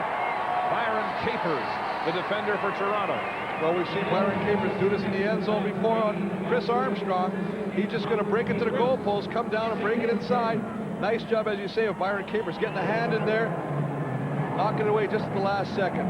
Again, one of the things that Don Matthews really likes about his defensive backs, remember, these are all young guys, rookies, first, second-year guys. They got tremendous closing speed. Their reaction to the football is second to none. Capers, the rookie out of Florida State, has fit in nicely on this Argo defense that employs 5 rookies. Flag on the play. Ham rolling, wide open, and it's complete. A big game for the Alouettes. Calhoun, the rookie. Well, this should be offside against Toronto. Should be the call. Looked like McIntosh anticipated the count and jumped a little early. Offside. Toronto, number 94, decline. First down, Montreal. And so McIntosh tabbed for offside, but the Alouettes will decline that after the 25-yard pass and run play from Ham to Ben Cahoon.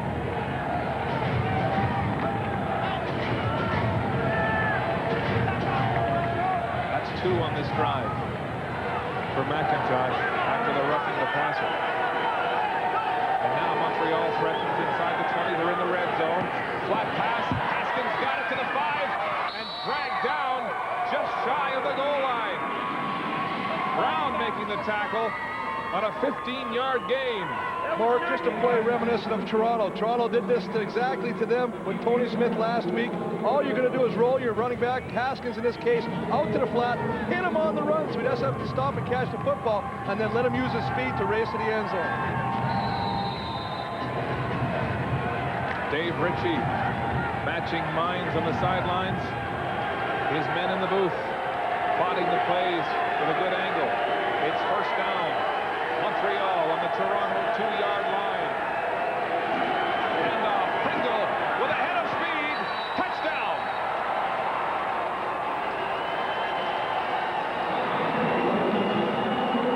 And the Alouettes go back in front. Mike Pringle scoring his 2nd touchdown of the football game. And if you are a Montreal Alouette fan, you have got to like the way this team responded. They start the second half. Toronto takes it all the way down the field to score. They show true grit and character by taking the ball through the air most of the time, yes, and finish it off with their trademark run to Mike Pringle for a touchdown. Looks like Pringle will need some adjustments to that bandage on his nose as he took another beating. Baker with the convert. And Montreal moves in front by 4. The Alouettes 18, the Argonauts 14 in a close one. The rematch at the Skydome in the third quarter in Toronto. Back at the Skydome in Toronto, and the Alouettes go to the air. Their anemic air attack helped by the rookie Ben Cahoon from Brigham Young, setting up a big touchdown. Well, remember, he has been a starter most of this year. He finds a nice opening in the seam right there, gets up, realizes, remember, this is his first year in the Canadian Football League, that nobody has touched him, and keeps running. What a great catch, though, right on the turf. Just a great catch, good concentration, of course. Then he gets the big offensive line, blowing a hole in there, and Mike Pringle, steamboat that he is, puts it in the end zone. Drive, 6 minutes and 20 seconds off the clock. Adrian Smith gets a seam on the sideline, but there's a flag back at the 26.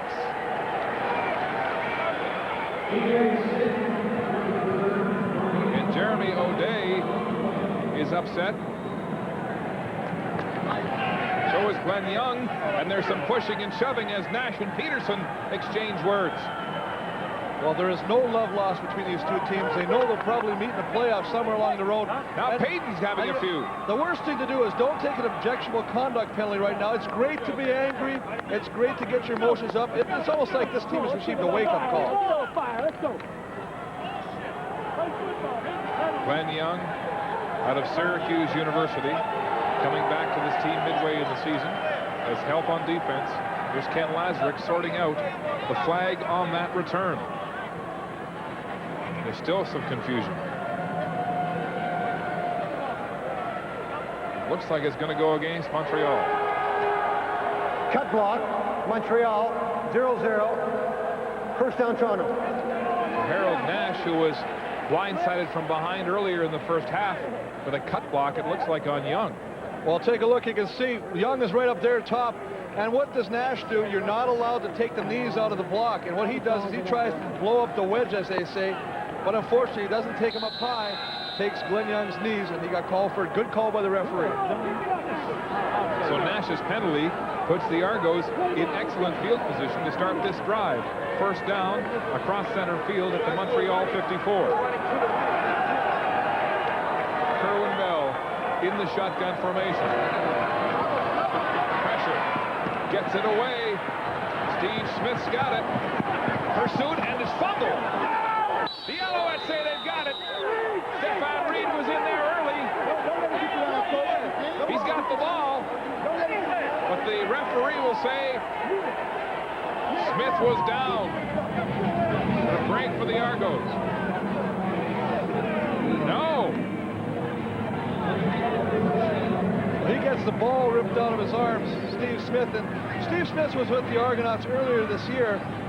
And he got put back on the practice roster for the fact that he had fumbled a couple times. And one of Don Matthews' things is that he doesn't really put up a lot of that. You can see he's trying to fight for extra yards, but that ball is hanging out there like a loaf of bread. Let's get a look. That ball was knocked free by the turf. His elbow hit the turf. And so a tough call against the Argos. Montreal takes over on the recovery by Stefan Reed. First down at their own 50. You fucked up. The handoff to Pringle. Surrounded. And somehow manages to get 5 yards to center field before Todrick McIntosh puts a lick on him. Well, he really takes offense to the fact that a lot of times he thinks that he doesn't get yards on his own sometimes. He's got a great offensive line in front of him, a great lead blocker, but in this play, I mean, he's covered by blue and just makes things on his own. He just keeps going, takes and makes something out of nothing. Fumble. I'm not sure that was a fumble. Look at this. Boom. That's a close call, Mark. It could have been the turf, but that ball looked like he was coming out before he hit the turf. 2nd and 5. Ham downfield. Climby's got it for a first down. Fakir Brown makes the tackle. Well, Jock Climby for the previous 5 weeks had really not had much to do with the offense. He had 4 catches until last week in the previous 5 games. Last week he caught 4 balls. This week he's picking up again, starting to catch some footballs again, and that's a big thing. Climby at about half his production from last year. Here's another look at that fumble by Steve Smith. Watch his elbow. Right? He's still got the ball. Boom. Well, actually, when he does hit that ball is coming out. Very close. Handoff straight up the gut. The Alouettes continue to march on offense. Maxey makes the tackle. We do have maybe a minor disagreement here in the booth, but I really think, that is, I think the football was coming out, but you're right. It is a tough job in the referee at that time in a split second to make the judgment call. But I think that he kind of made the right call. And so that turnover so costly last week for Montreal, now coming to their benefit as they move inside Toronto's territory to the 35-yard line. 2nd down and 4. Ham in the shotgun. Passing situation. Flag on the play. Looks like maybe a procedure call. Time running out. Here are the numbers for Pringle. 151. Procedure. Montreal, number 53. Still 2nd down. Okiki called for procedure, and so it'll be 2nd and 9 Montreal. And we'd like to invite our viewers to continue to vote on the greatest Grey Cup game ever. We'll broadcast that on Saturday, the day before the Grey Cup in Winnipeg on November the 21st. Jeff Farnham, of course, hoping for that 89 game, but he figured prominently in. Right down deep between the hash marks, and another completion for Ham as he finds Chris Armstrong. Well, I tell you what, I know you're going to bug me and you're going to say I'm going to pick the 88 again. I'm not. I'm going to surprise you. I think that I got to go with that. The 89 was an exciting game. I got to give you credit. I know that's not just because Jeff's up here in the booth and he's been paying me 20 bucks every time I say that, but who'll forget 1996 in the snow in Hamilton. The Argos of the Eskimos and Ron Lancaster furious on that fluty fumble that was not called. That was a good one. Another completion as Ham gets hot here in the 3rd quarter. Well, we talked, one of the things that I like is the fact that when they get their passing game starting now like they are, they have clicked since the 2nd half, and it allows them to open the running game up a little bit right now. The offensive linemen, because they run block so much, we also got to remember they do such an outstanding job because when they do throw, it's a different set. We're giving him lots of time. Tracy's on target right now. As you said, he's found a rhythm, and he's hitting the receivers. Ham 6 of 7 so far here in the 3rd quarter after only 4 completions in the 1st half. Again in the air. On the goal line, and that's Souls' touchdown. John Clammy with the catch for the touchdown for the Alouettes. And suddenly, Montreal's passing game has caught fire. Well, this team is just like Rebirth. They've gone through a metamorphosis of such in the fact that here's a team that has relied so much on the run, and now they found that rhythm. We just talked about it in a play earlier. Tracy is on target. The receivers and him are getting in sync, and that could make for some trouble with the Toronto secondary because right now they're sitting back. Toronto's receivers are finding seams, and they're making them count. Climbing with 4 catches for 63 yards after dropping one early. Baker the point after, and the Alouettes increase their margin. Montreal 25, Toronto 14 with 59 seconds to go in the 3rd. The law student from Ottawa with his 5th touchdown of the season to make it 25-14 Montreal. Well, just a nice job, and let's look at the end of the play to see if he gets in. He can stop it. You can see here's the goal line. That's where he's got to get across. He touches the ball, breaks the barrier. That is a touchdown. That's all he has to do is get across the first part of the white line. You can see that seam between the white line right there. And, of course, the Alouettes taking advantage of that controversial turnover, the fumble by Steve Smith, who takes it inside his 5 with a burst of speed. And good penetration by the Montreal cover team. Here's another look at that. Well, nothing is done without these big hoggies in the middle. They do it. Look at they bring everything. There's Mike O'Shea. They give him enough time before Demetrius Maxey can get to Ham to complete that pass. They're bringing too many guys. Nice job of the offensive line picking him up initially to give him the initial time completed to make the touchdown. Brad Ball, I hope you heard me. I don't want to hear any more from you now. I believe he was talking to you, Mark. The big story, Tracy Ham completing 7 of 8 passes in the third quarter for 104 yards and a touchdown. Kerwin Bell goes to work. Pocket collapses. He steps out. Finds Dwayne Dimitrition, who is sandwiched at the 30. Alfred Payton making first contact for the Alouettes. Well, he is really fired up today because usually Alfred Payton is known as a pass rusher. He rushes the passer, then he'll kind of just check out to see where the ball is. On this play, he rushes the passer, comes back, and actually gets involved in the tackle, much like Demetrius Maxwell last week. But look, here's Dimitrition. Now he's going to get sandwiched by 2 guys, by Gravely and Payton. That's good recovery by Payton to come and help Gravely on the tackle. There you see the bandage work on the face of Pringle, who has been gouged and scuffed on the turf, but has stayed in the game, having one of his best games of the season for Montreal. 2nd and 2. Play action pass. Bell tries to sidestep the rush, but no chance. Charbonneau puts the grip on him for a big sack at the end of the third quarter. Well, they don't talk about Charbonneau, but I tell you what, he does a nice job, a nice arm over, gets in there. Here's a guy that plays like a first stringer, and yet he's the backup on this football club. 1 quarter to go in Toronto.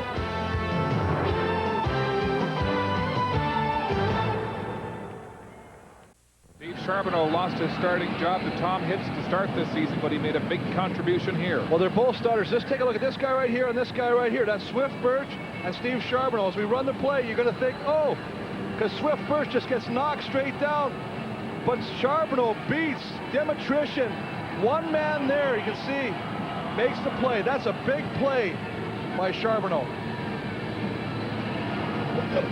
Dwayne Dimitrition unable to hold back the fury of Charbonneau. The 6'4", 275-pound tackle from the University of New Hampshire. Matt Cody is back all by himself to receive this punt from Noel Prefontaine. Again punting deep in his own end, standing on the Toronto 3-yard line.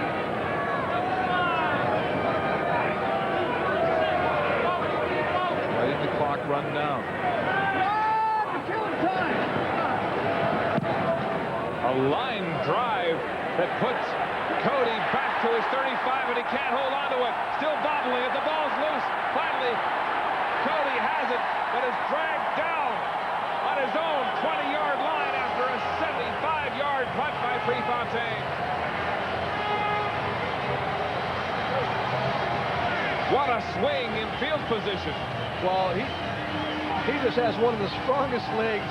I mean, Matthews says he hasn't seen a leg like this since Hank Alisic in his prime, who I guess now has come back to BC after 3 years away from the game, so that's incredible. This will give you nightmares. I mean, the coaches always say, catch the football. 2 things, don't let it bounce. 2, if you got the football, catch it. But, I mean, that's just like being a fielder in baseball, and a guy cranks the ball, and you're not ready, and he gets one over your head, and he just tries to get back there and catch it. Unfortunately, it goes off his fingertips, and it really swings field position. Prefontaine with a 75-yard bullet to put Montreal back 1st and 10 on their own 20. Tracy Ham hands off to Mike Pringle, looking for room, gets a seam. Pringle with a head of steam across center field, galloping down to the Toronto 40. The Smiths, Donald and Lester finally tackling him. Well, he just finds a seam. It stuffs up short, but he's always going. His legs are always going. Just a nice job of finding it. Here he goes. He's going to get the football right now. Now look at Mike Sutherland stays on his block. Neil Ford stays on his block. That's what you want to do as an offensive lineman. He realizes that nobody touches him, and he gets into open space. It becomes a foot race, and as you say, the 2 Smiths, Lester, Donald, and actually the 3rd one, Adrian, bring him down. A 51-yard gallop. Pringle now 202 yards on the ground and 2 touchdowns. And suddenly the field position made up by Prefontaine evaporates. Here's Cahoon. And he's dragged down at the 35-yard line by Jermaine Haley. The gain will be about 3. And what did this man say? Coach Dave Ritchie at halftime, he was so incensed about the treatment his star player got. Give him the ball every time and let's run for 500 yards. Well, he's got 200 already. So Pringle still fired up after that first half mugging by the Argos. 202 yards, 22 carries, 10-yard average gain. Huge numbers for Mike Pringle. Second down, 7. Cam in the pocket, going deep for Climby, and he overthrows him. And so it looks like a field goal situation as Terry Baker comes on the field, and Climby, who just had that last touchdown for Montreal, can't quite catch up to Tracy Ham's lead. But I like the fact that they are going deep. They stretch the defense. They're making the cornerbacks stay on the corners of the football field. A lot of times, if you're not going out to the wideouts, your cornerbacks cheat inside. They become almost like a second halfback in there, take away your slot back's potential. So Montreal, in effect, is doing a good thing by throwing deep. Baker from the 43. He's got the leg. It's good. And so Terry Baker, who missed one from close in the first half, increases the Montreal margin as they double the Argos. Mike Pringle with another new bandage, and look who's smiling now. Well, I tell you what, don't wake up the Tiger in the jungle. This game's a jungle, but watch this. He just follows his block so well. You got to like the fact that he gets in the hip pockets of the offensive lineman. He's off to the races. He wants to rub their faces in it, much like on this play where the face mask tore his helmet off by Jermaine Haley, and you can see his head is going to be forced right into the turf, and they're going to run into it, roll on him. They're doing everything. They're like rolling flour. They're going to make tortillas. That's turf burn. And now Bell running for his life, bails out far side to Kerwin, and he's out of bounds. Or rather, Nigel Williams just about 2 yards short of the first down marker. Tracy Gravely making the tackle. And the games that we've watched with Toronto, they're not used to coming back in the fourth quarter. They usually got a lead. So this is going to test Toronto's character. And that's not to say that they do not have the talent, because they've got tons of talent, and they can put points on the board in a hurry. There's John Jenkins. You say, offensive guru right here. Greg Butler, the defensive halfback coach. They're sitting in there not real happy right now with the way things are going. Don Matthews beginning to feel antsy. Time of possession, Montreal 13 minutes 32 seconds. Argos 4 minutes 48 seconds. In the second half of this football game, with a ground game and now an effective passing attack is doing for Montreal. 2 fakes. Bell going deep. Williams had it and dropped it. That's the second time he's dropped the ball right in his hand. Well, I tell you what, I don't know. He has got him beat, Torrey Hunter, by 3 to 4 steps. It's in his hands, and as he turns to run, it's almost like he throws the ball back. This is a game that he will not soon forget, because as you can see, the ball coming right here. He turns back, he's got the football.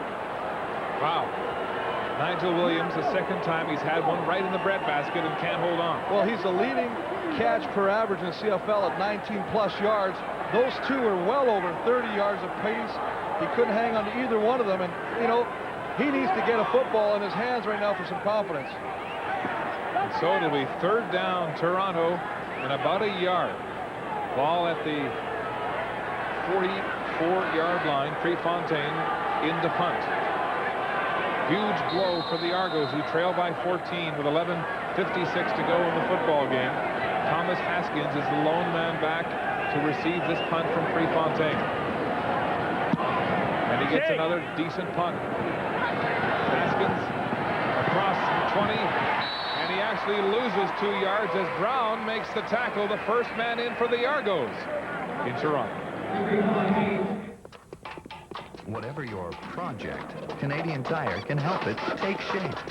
Canadian Tire, still the right place to do it. 21-year-old rookie from Grambling, Makir Brown, with a big tackle. Well, he gets downfield in a hurry, and this is what, I mean, there's still over 11 and a half minutes to go in this football game, and as you know, in the CFL, plenty of points can be scored. I've got to ask you this, though, Chris. Who do you think is the best running back ever in the CFL, Mike Pringle or George Reed? The only man with more 100-yard games in the CFL I'll tell you what, 66. if you look at this, we got 7 seasons to 13 seasons. Basically, he's almost got half the yardage that George Reed had. George Reed in 13 years had almost 16 or 16,000 yards. So if you divide this or times this to 2, you find they're very similar. The average is 6 to 5 touchdowns. Look at George Reed's touchdowns, 134. That's unbelievable. You know what? You got a good argument. They're both Hall of Famers. They're both exceptional running backs. But I tell you what, if you've never seen Mike Pringle run, you better get to a ballpark and check him out, because he is truly a great football player. Bad news for Toronto. Kelly Wiltshire is hurt.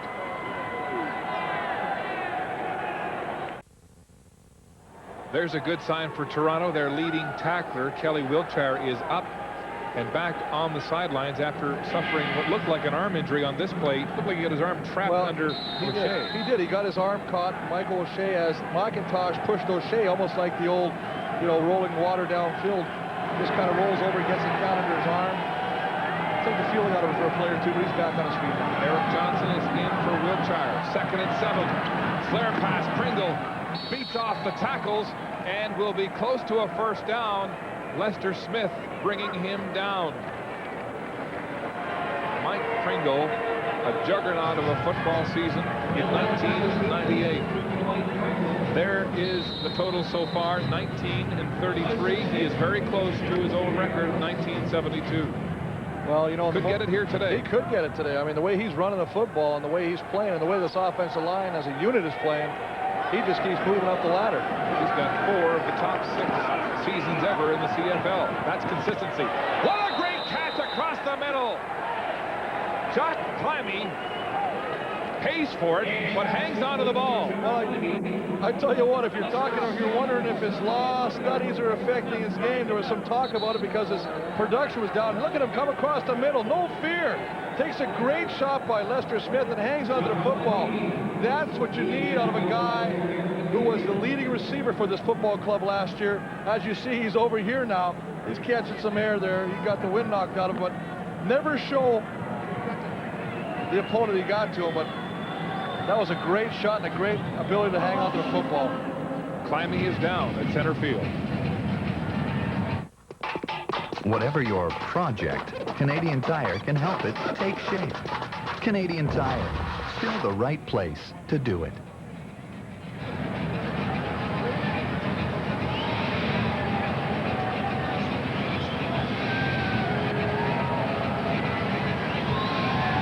Jock Climby prone at center field here at the Skydome after making that daring catch, and it looks like he's favoring his midsection. Well, he's over the middle. You see, he leaves the ground to catch the football. Lester Smith, those are the shots a defensive back dreams of. Watch this. He's going to come up, and right about now, just before he gets down, it is a full shoulder pad in the midsection, and that will knock any air that you have in your stomach, your esophagus, your larynx, all those other medical terms right out of your body. Whatever. Climby up and under his own steam goes to the bench. Andre Bolduc, the former Ottawa Rough Rider, comes into the game. That's 2 receivers who have been shaken up. First it was Matt Cody, now Climby. As Ham continues to be hot passing, and hands off again to Pringle. Mike Pringle with a big gain. Couple of yards shy of the first down, and Eric Johnson making the tackle, subbing for Kelly Wiltshire. And Wiltshire coming back into the game now. Well, watch the left side of the football line right here. Verscheval, great job of McIntosh. Uzumo Okeke up there. He's on Antonius Bonner. He's back way over there, creating beautiful running lanes for Mike Pringle. And we talked to Mike yesterday, and he hasn't been, he's had so many 100-yard rushing games that he says, I'm not going to take the offensive line out every time because it would break me. So he says, I'm going to buy them something special at the end of the year. So I was putting my choices in for so I'm working with the O-line, trying to help him out a little bit. Here's Pringle again with first down territory. Yeah, you were giving him all kinds of gift ideas for the Hogs. I told him, nice little watch, a pocket watch, and great. Those are very nice. You know what? I'll tell you a true story. In the fact that when I blocked and, had the good fortune to work with Willard Reeves in '84, another great running back. I mean, he bought us watches at the end of the football season after we threatened to kill him. But he did come forth with the watches. And actually, it's a good story because he forgot to buy one watch for one player, Nick Verstappen. He never wanted to get Nick Verstappen angry. We all showed up at this luncheon, and he had one less watch than people. And Nick was the odd man out. It wasn't a real good thing. And play action. Oh, no. Another drop one. Souls had it. Nobody around him.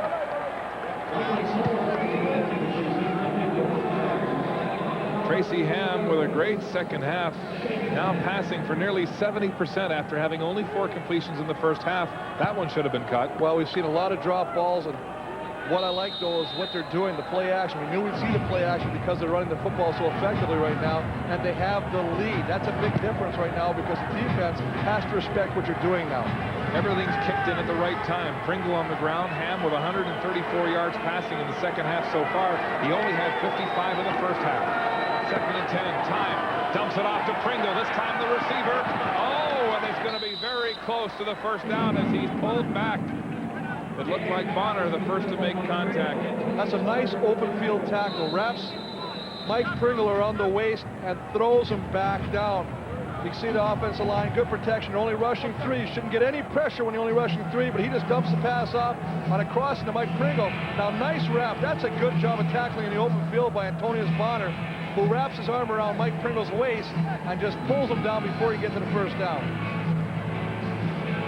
Here's the measurement on the play. It's going to be 3rd down, about a foot. Ball just shy of the Toronto 37-yard line. Mike Pringle with a big day. The record for rushing in one game held by Ron Stewart of the Ottawa Rough Riders, set in 1960, 287 yards. That's the record. And there's the record in 1975. Big Willie Burton of the Calgary Stampeders down the sidelines against the Bombers. Well, he actually played for us a little bit too, Willie did.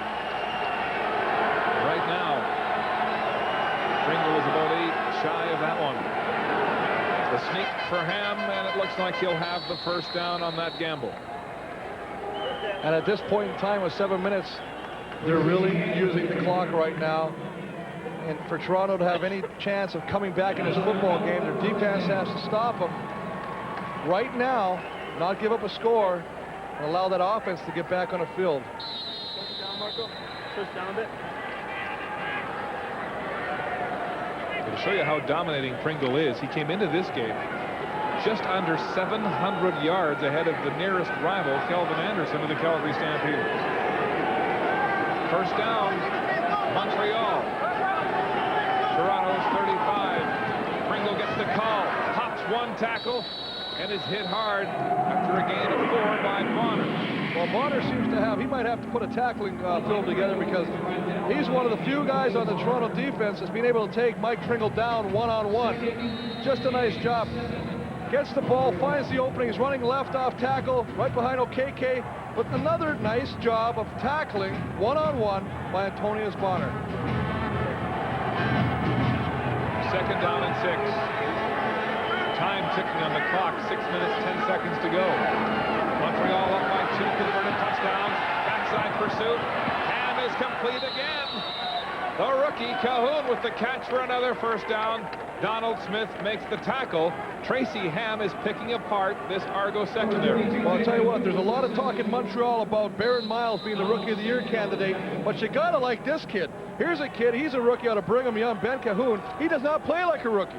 He reads the coverage, sits down in the middle like a veteran, like he's played 3 years, finds a nice job, and Tracy Ham, with his spider senses here, he's got him tingling right now because Wiltshire is coming down, baby.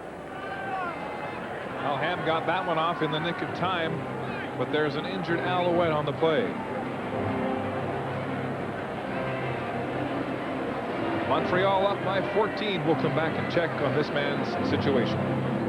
Closed captioning is brought to you by Bridgestone Blizzak. Now available in 2 tread patterns, Winter Biter and Ice Gripper. Blizzak, the winter tire that sticks to ice. Back in Toronto as the Alouette medical staff continues to address the injury. It looks like Pierre Verchereau down on the field. And here's a look at how it may have happened. Well, you can see he's just they're doing a little play action pass right now. He's going to set up the pass protection.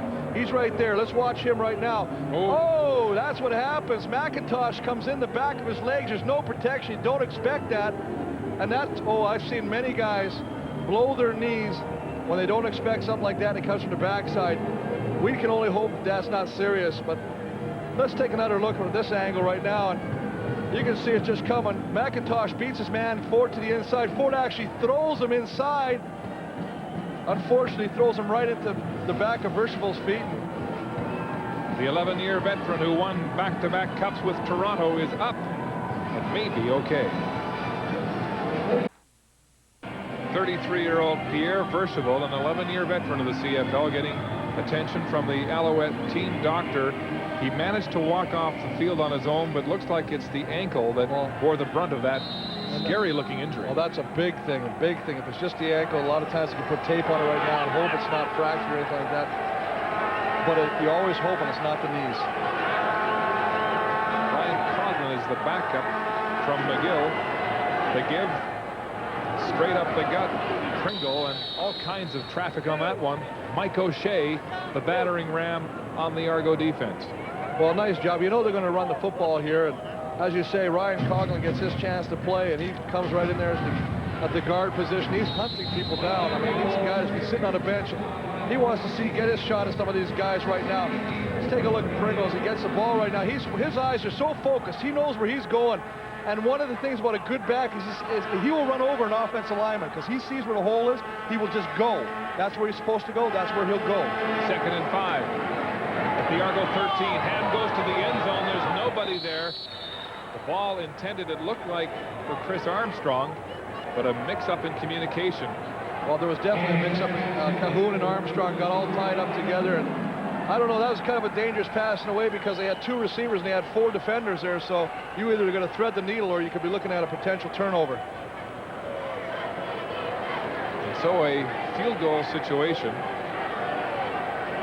as Terry Baker comes out and will spot the tee just across the 20-yard line. This should be a chip for him as Don Matthews watches on and begins to worry. 4:48 and counting. The time running off the clock. Baker. Good. And the Alouettes now open a 17-point lead on the Argonauts with 4:40 to go in the football game. Here's Caroline. And stay tuned for more CFL action coming your way next weekend on the CBC. It's Winnipeg at Montreal, 1 o'clock Eastern. And also on TSN, Friday Night Football features Hamilton at Toronto. A must-win situation there, really, for both teams. Well, that should be a barn burner on a Friday night here in Toronto. The final matchup of the season between these two teams, each with a win. Well, big time. And I think, you know, the interesting thing now is if Montreal hangs on to this game, they're going to have 20 points. They're going to be 3 behind Hamilton. But they're going to create a little separation between themselves and Toronto. Bell, far sideline. This time, Nigel Williams hangs on and is driven out of bounds just shy of the first down. Nigel Williams with 2 key drops in this football game. There's Vircheville having the ankle looked at. Well, it obviously rolled on it. Anytime it's rolled on it, it'll bend to positions the ankle shouldn't bend to. So what they're going to probably do is just look at it right now. They're probably going to keep him out of the game with only 4 minutes left. Get it iced, get it home, and take a look and x-ray it and make sure nothing serious has happened to it. Bell, lots of time, far sideline, comes right back to Nigel Williams with a jig, and Williams has a first down. And he's back in this game in a big way. Williams with 2 consecutive catches. Well, he's made 2 catches, you're right. He's made 2 tough catches. These are the tough catches, but here's the ones he should have had. I mean, this is a long bomb. He is so wide open. He's closer to the guy selling hot dogs than he is to the defenders. On the second one again, another one. He's wide open. He's behind Torrey Hunter. Drops 14 points. And you know what? When you talk to the guys from Montreal, he's the guy that were very upset about losing after the second game of the season.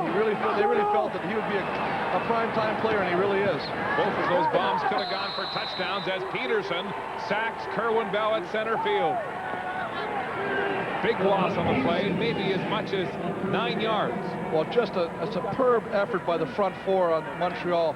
Petey, as he's called. I don't know if that's a real masculine name. I know that's his nickname, but they call him Petey, and if that's what they want us to call him, we'll call him that. But he just does a great job. You see Reed forces him back up. Peterson just fights off the block of Jude St. John and comes in and wraps him up. Look at the difference in sacks as Bell continues to be an immobile target. Again, back to Nigel Williams. There's a a flag on the play as Williams gets a first down and a few more. Well, they're going to, Mark, they're going to call this. And now they're pushing and shoving around Bell. This is, you know, they're going to protect the quarterbacks, and this is a late hit. What happens in this play? We're going to see it. Alfred Payton will wrap up Bell, pick him up, and drive him to ground late. Gets a penalty for roughing the passer. Now, I know your emotions are going, but you got 4 minutes or 3 minutes left in the game.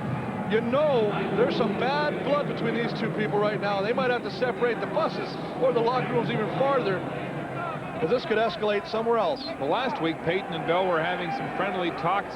Bell was telling us the other day, he said to Alfred, come on, you guys, stop playing zone, be a man, play man-to-man. Let's have a football game here, but doesn't look like there's any love lost. Well, I'll tell you what, Alfred Payton will come at you and give you that little smirk, give you that I love you attitude, pat you on the back, and 2 seconds later, he'll go right by you and kill your quarterback. You cannot be lulled to him. He's got that little smile all the time. He loves you, but he just loves beating you. That's all he loves doing. He's a very intense individual, and he was very upset with the fact that they had held him off the sheet last week. He only got 2 tackles, and he said that he was going to get 5 sacks and beat Joe Montford's one-game performance against Kerwin Bell. Well, what is your definition of roughing the passer? Watch Alfred Payton here. Watch this. Morgan's going to do it. Now this is bad. That'll cost you every time, Mark. With the big gain from Williams and the roughing the passer penalty, the ball is down to the Montreal 16-yard line, where the Argos are 1st and 10. Bell in the shotgun is flushed out of the pocket. Sacked! He dropped the ball! Well, not only did he get sacked, he got bent. I'm going to tell you right now, Kerwin Bell is either going to be at the head of the Yoga Society because his body is being bent in ways that I haven't seen a human body being bent before. Not only does he get sacked, they turn him backwards. They pull him over a pile. He gets the football. He's dropping back. Morgan is going to pass rush. Alfred gets to the outside, forces him into the pocket. Peterson grabs him. Swiftburst just pulls him back over the pile like they're trying. It's like 2 cats fighting over 1 fish. Well, Morgan, who missed his block on Payton, luckily was there to make the recovery. Jay Barker, the backup quarterback who played the first 4 games of this season while Bell was recovering from a broken arm, able and willing. Leading passer all-time at Alabama, the big man at 6'4". Waiting in the wing should Bell pull himself out, but he's a tough customer.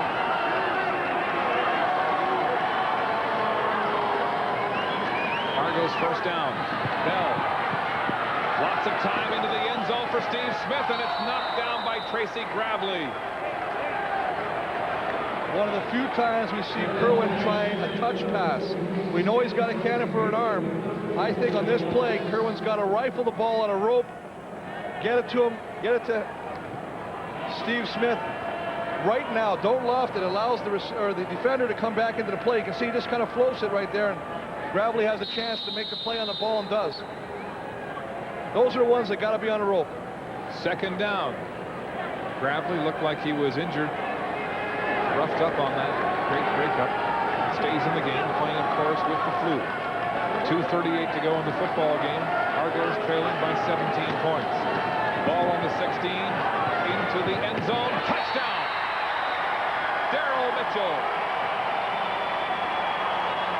And there's a flag back at Bell and Alfred Payton. Well, this will be another rough the passer, I'm sure, but this time. Oh, and there's a shot! Bell having words with Peterson. Mark, if you keep, I'm going to have to get you a cigarette, man. I'll tell you what. But you're right.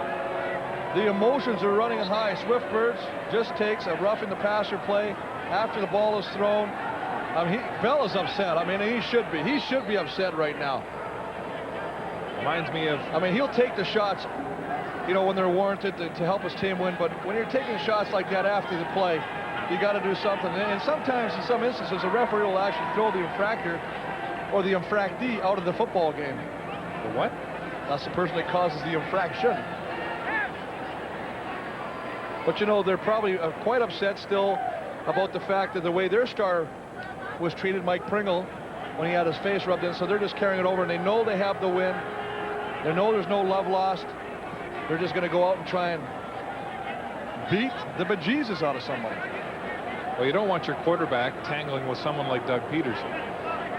Well, I think that if you look back at Kerwin Bell's record, he was a Golden Gloves boxer back in Pee Wee. It looks like Peterson, though, might be being thrown out of the game at this point. Well, this is what we talked about earlier. The referee has no other choice to try and defuse the situation by throwing some guys out. You can see the replay. Major foul, roughing the passer, Montreal, number 90. Disqualification, Montreal, number 94. Both penalties will be applied on the kickoff. Swift Birch and Doug Peterson. Now, you see, Kerwin Bell's going to go talk to Peterson. He's not happy. Looked like he may have spat on Bell, and that provoked that reaction. The official right there with the flag, and Peterson is out.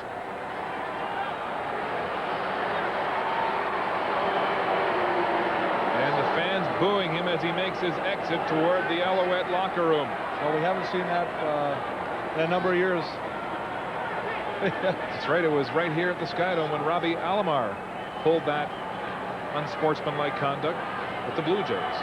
Well, there's no place for that. You can see right there. It's you know, that's not a love kiss he's blowing over there. Especially referee right beside him. You just don't do that. There's no place for that in football right now. The referees did a good job of asking Mr. Peterson to leave the game, and I'm sure that the league will fine him now. He will be looking at a deduction from his paycheck for that behavior. So Dave Ritchie loses the cog of his defensive line. The point after make it 31-21 Alouettes. But both of those penalties will be applied on the kickoff, so might we anticipate a short kickoff as the Argos huddle on their bench with Don Matthews? Well, I think most definitely, Mark. I mean, when you can never think that the game was in your pockets yet. You know, we talked about the fact that CFL, especially in the last 3 minutes, can go on for an entire weekend. So, I mean, what you got to do is you got to play strong, play smart, and don't lose your composure. Now, I understand you think you've got the game, but don't make mistakes. Look what I mean, they're going to get the ball at the 35-yard line of Montreal. Holy cow. They're going to kick off at the 35 of Montreal? Well, after 2 penalties, I mean, that's 30 yards of penalties. Well, for sure, the hands team will be in, and they will go for the short kick. The Argonauts with a chance to get back in this game. Well, with 2:32 to go. I mean, Dave Ritchie telling his guys to play football. You know he doesn't stand for this. He loves hard-nosed football. Yes. It's not that kind of conduct. Well, exactly. He wants his players to be fired up and hate the enemy, but smartly. Don't cost your team because you're taking money out of people's pockets right now because they want to play for the home field advantage. So Ritchie surveys the situation. His team with a 10-point lead. 2.5 minutes to go in the game.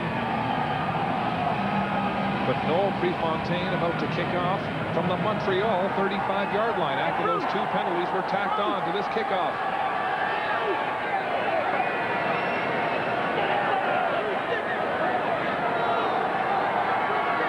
Ball teed on the left hash mark. Everybody line up to the wide side, but watch for the fake to the left. Only Adrian Smith is back here. And only one man to cover him. Nope.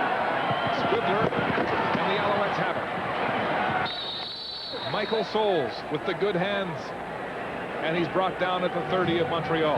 Well, he actually got a very fortunate bounce because what you want to do is squib the ball because you don't know where it's going to go. You're hoping that you kick it hard enough on a squib that it hits a player and bounces back. They actually get a bounce where it comes up and it comes right at midsection where Michael Souls can put the grasp on the football, gain a couple yards, and basically the biggest thing, retain possession for the Montreal offense. 2:29 to go. Can Montreal eat up the clock? First down at their own 30. 10-point Alouette lead in the battle for second place here in the East. The handoff to Pringle, and he's met immediately. The play is whistled down. That was Lester Smith filling from the free safety position. I tell you, the contact here today, the hits here today, you would think you're at a construction site watching somebody tear down a building, because he comes through here 100 miles an hour. And who meets him? We talked about him before, Antonius Bonner. He lowers his shoulder. I mean, this is just a great game of physical and emotional. You just gotta love it. It's a game of controlled violence. That's what it is. 2:08 to go. Ham back to pass. Lots of time. Finally chased out of the pocket. Complete at center field. That's Climbey, and he's gone.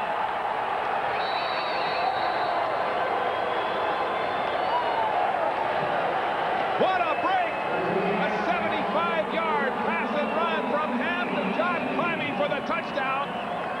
And the Alouettes salt this one. Well, I'll tell you what are the things that Tracy Ham brings to the table? One of them, he's a veteran. He knows this game inside and out. Two, his ability to scramble and avoid the pressure.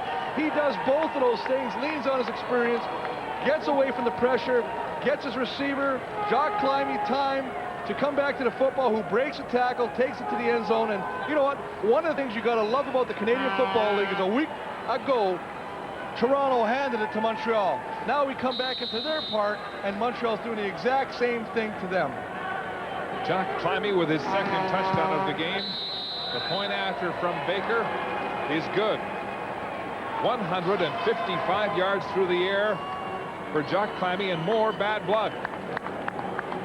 There he is, the lawyer in waiting for the great football game. 5 of his 6 catches coming in the second half when Ham finally got on track. Well, that's the thing we talked about. There was no rhythm last week. They had too many turnovers last week. This week they're throwing the ball, and as you see, nice on a rope pattern, right to Climbey, breaks a tackle, takes it to the end zone. But the nicest thing about this is here's a guy, Jock Climbey, who hasn't had many footballs for a long time, and all of a sudden they're getting him back into the offense. I tell you what, you gotta love the fact that this guy is getting back into the game at this time, the playoff time. Look at Ford and Chew. Brian Chew. Ford, of course, playing this game with the fever and the flu. Now I'm gonna tell you, most people don't know how big. Look at the size of this guy right here. He looks like a kid compared to Ford. That's how big Ford is. I mean, he's just a monster of a man, but he's got the sweetest feet. He's like a little dancing bear out there. Tracy Ham with a remarkable second half through the air. 230 yards passing and 2 touchdowns. 4 times the output he had in the first half, and that's been his favorite target right there. Jock Climbey, 155 yards in receiving on 6 catches and 2 touchdowns today. Red letter day for Jock Climbey. He'll be in class Monday morning. Yeah, he'll be back in class, back in Ottawa, working on that law degree. At the 20 is Steve Smith with a burst of speed, cuts through the middle, finds a seam, finally hauled down. Stefan Reed in on the tackle at the 40-yard line of the Toronto Argonauts.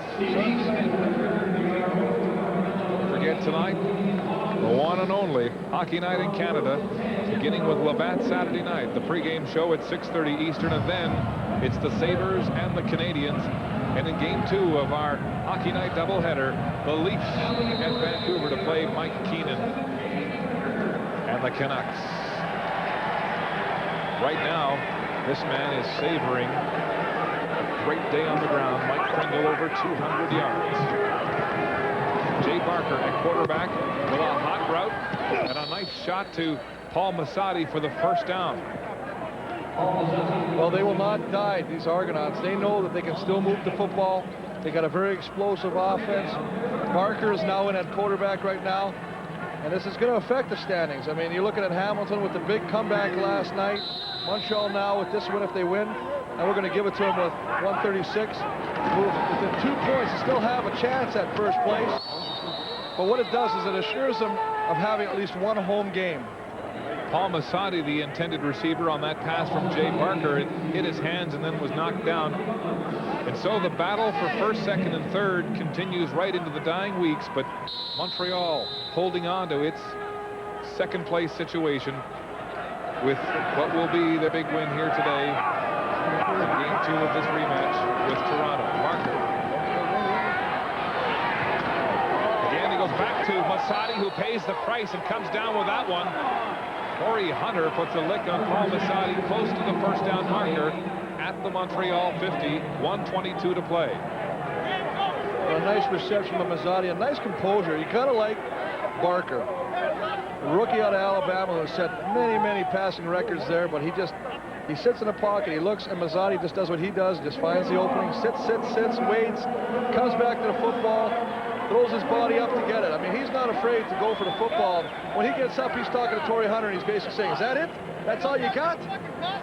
He's a very fierce competitor. Who was it? Sandy with a few words for Hunter, who was a human projectile. There's Dave Ritchie having a few words, too. This game has been tumultuous ever since Mike Pringle had his forehead skidded on the turf in the first half. Baker. It's complete again for an Argo first down. Far side. That's English for Toronto. His first catch of the game for the Argonauts as time runs out. 1:12 left to play.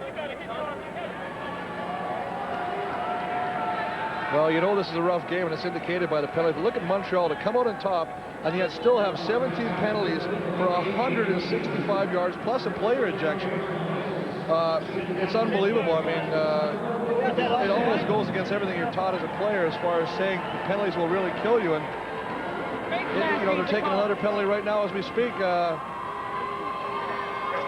Ball moved down to the Montreal 10-yard line. You know, you will not be able to get away with this in the playoffs. You may pull it out of your hat once. I'll tell you what, you don't want to tempt the fates. So undisciplined play by the Alouettes helps the Argos move the sticks. Barker will run, and he'll have a clear pass to the goal line. Touchdown Argonauts. The backup to Barker scores for Toronto.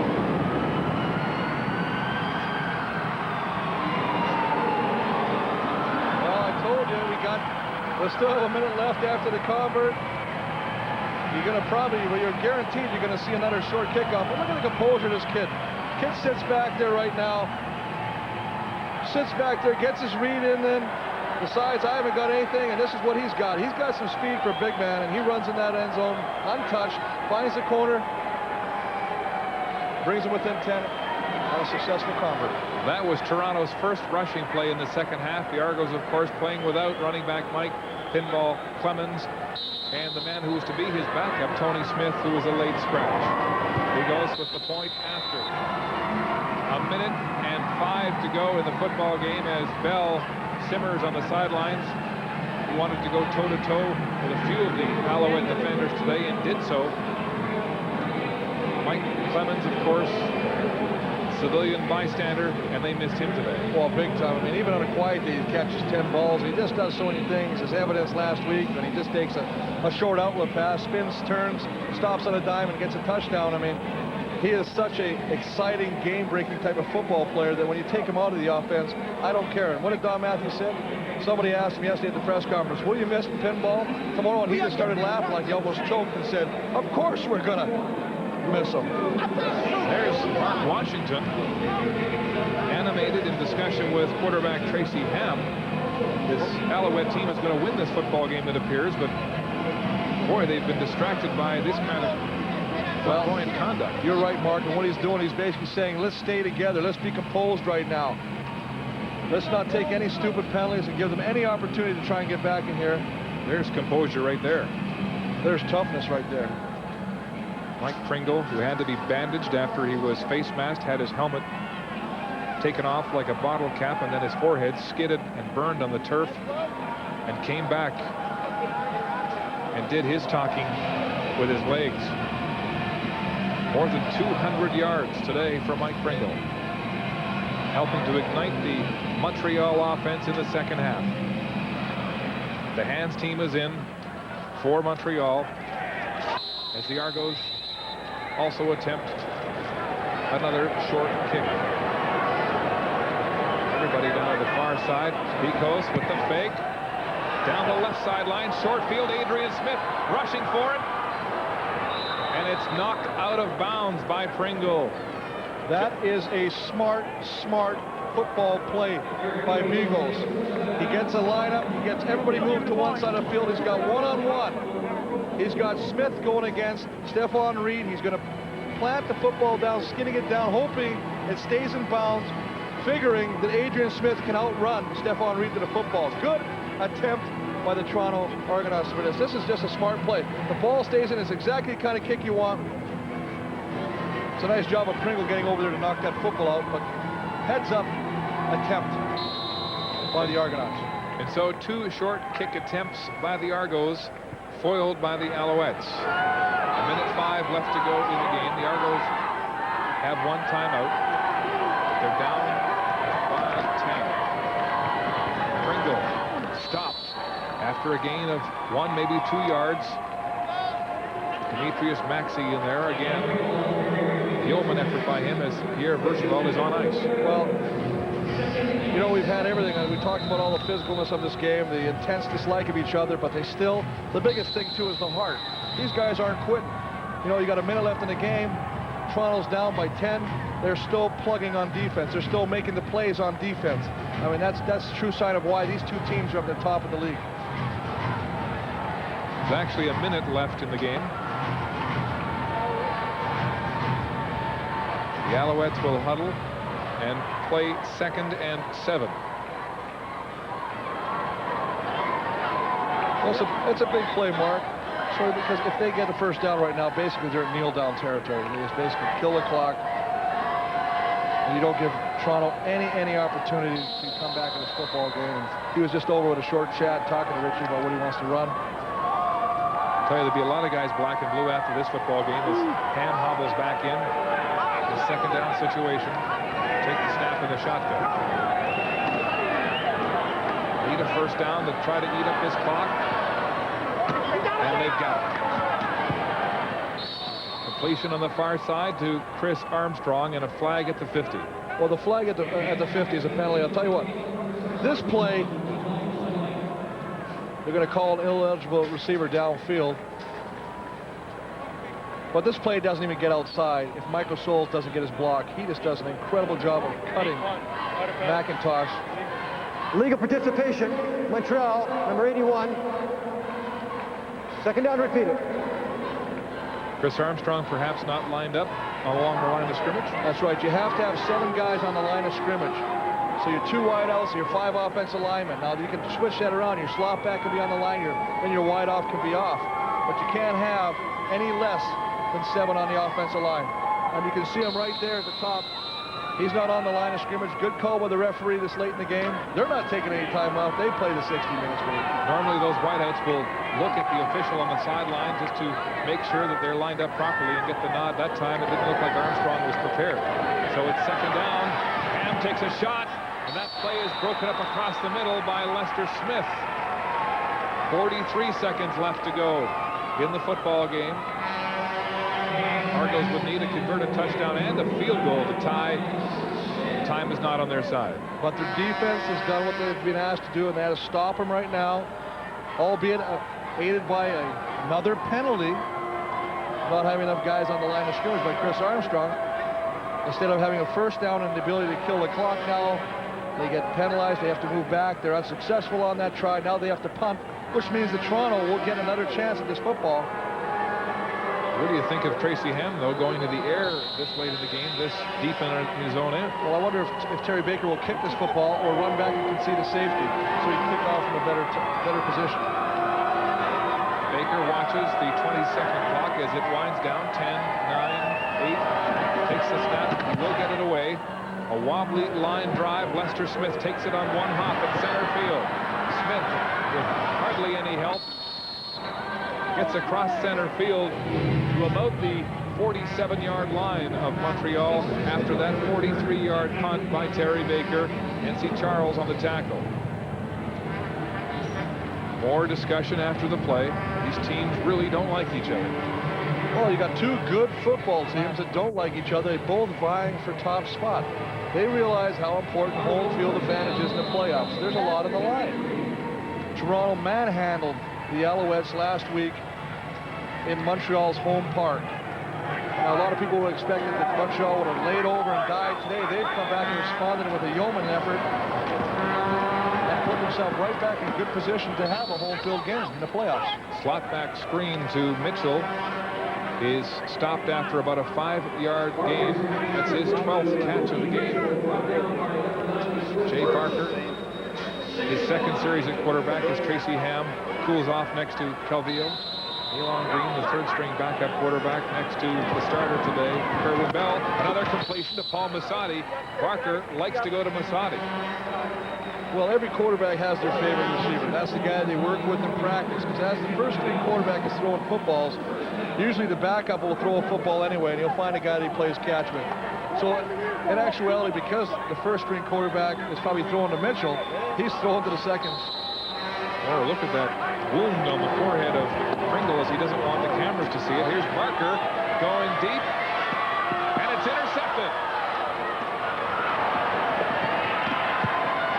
Miles, the rookie, has it for Montreal to snuff out any hope.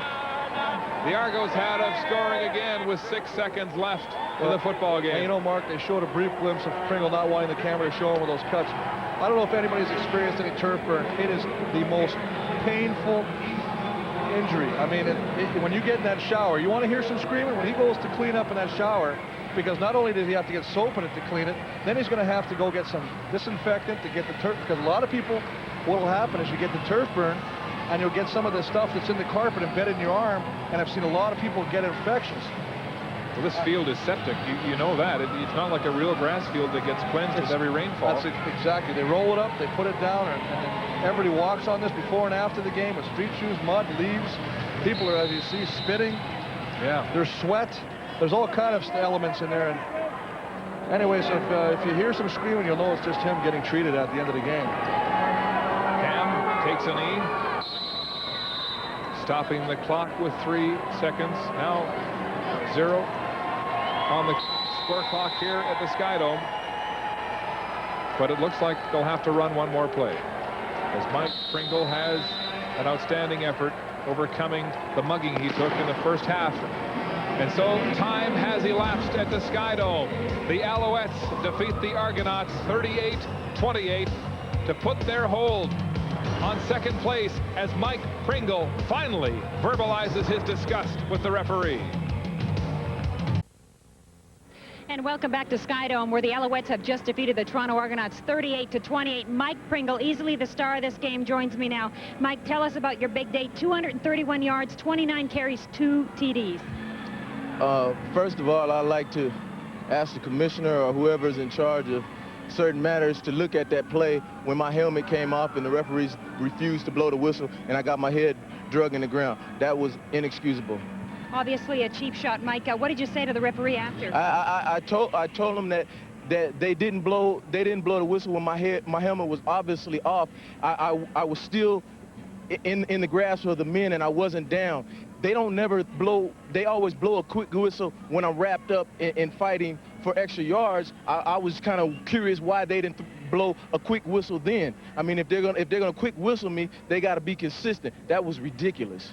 This was obviously a very physical battle out there today. Just one comment on Tracy Ham and the way he utilized the offense, where it seemed like you were his only outlet early in the game. Well, I'm pleased that Tracy was able to finish the game and do as well as he did. He needed this time in the game under live fire to get his rhythm back, to get the timing back with the receivers, and they wanted him to run around for a little bit, meaning Toronto did, and he did an excellent job. All right, thanks very much, Pringle. Congratulations on a great day at the office.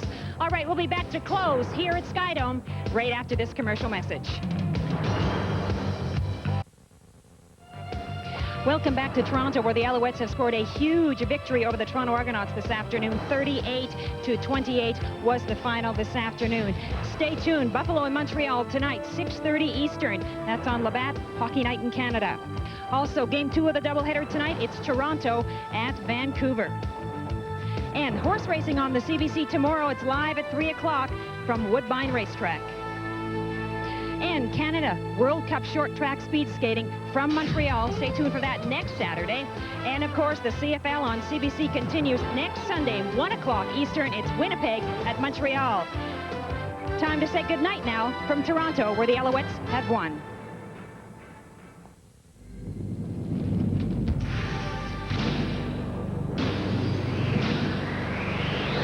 CBC Sports, Canada's Olympic Network.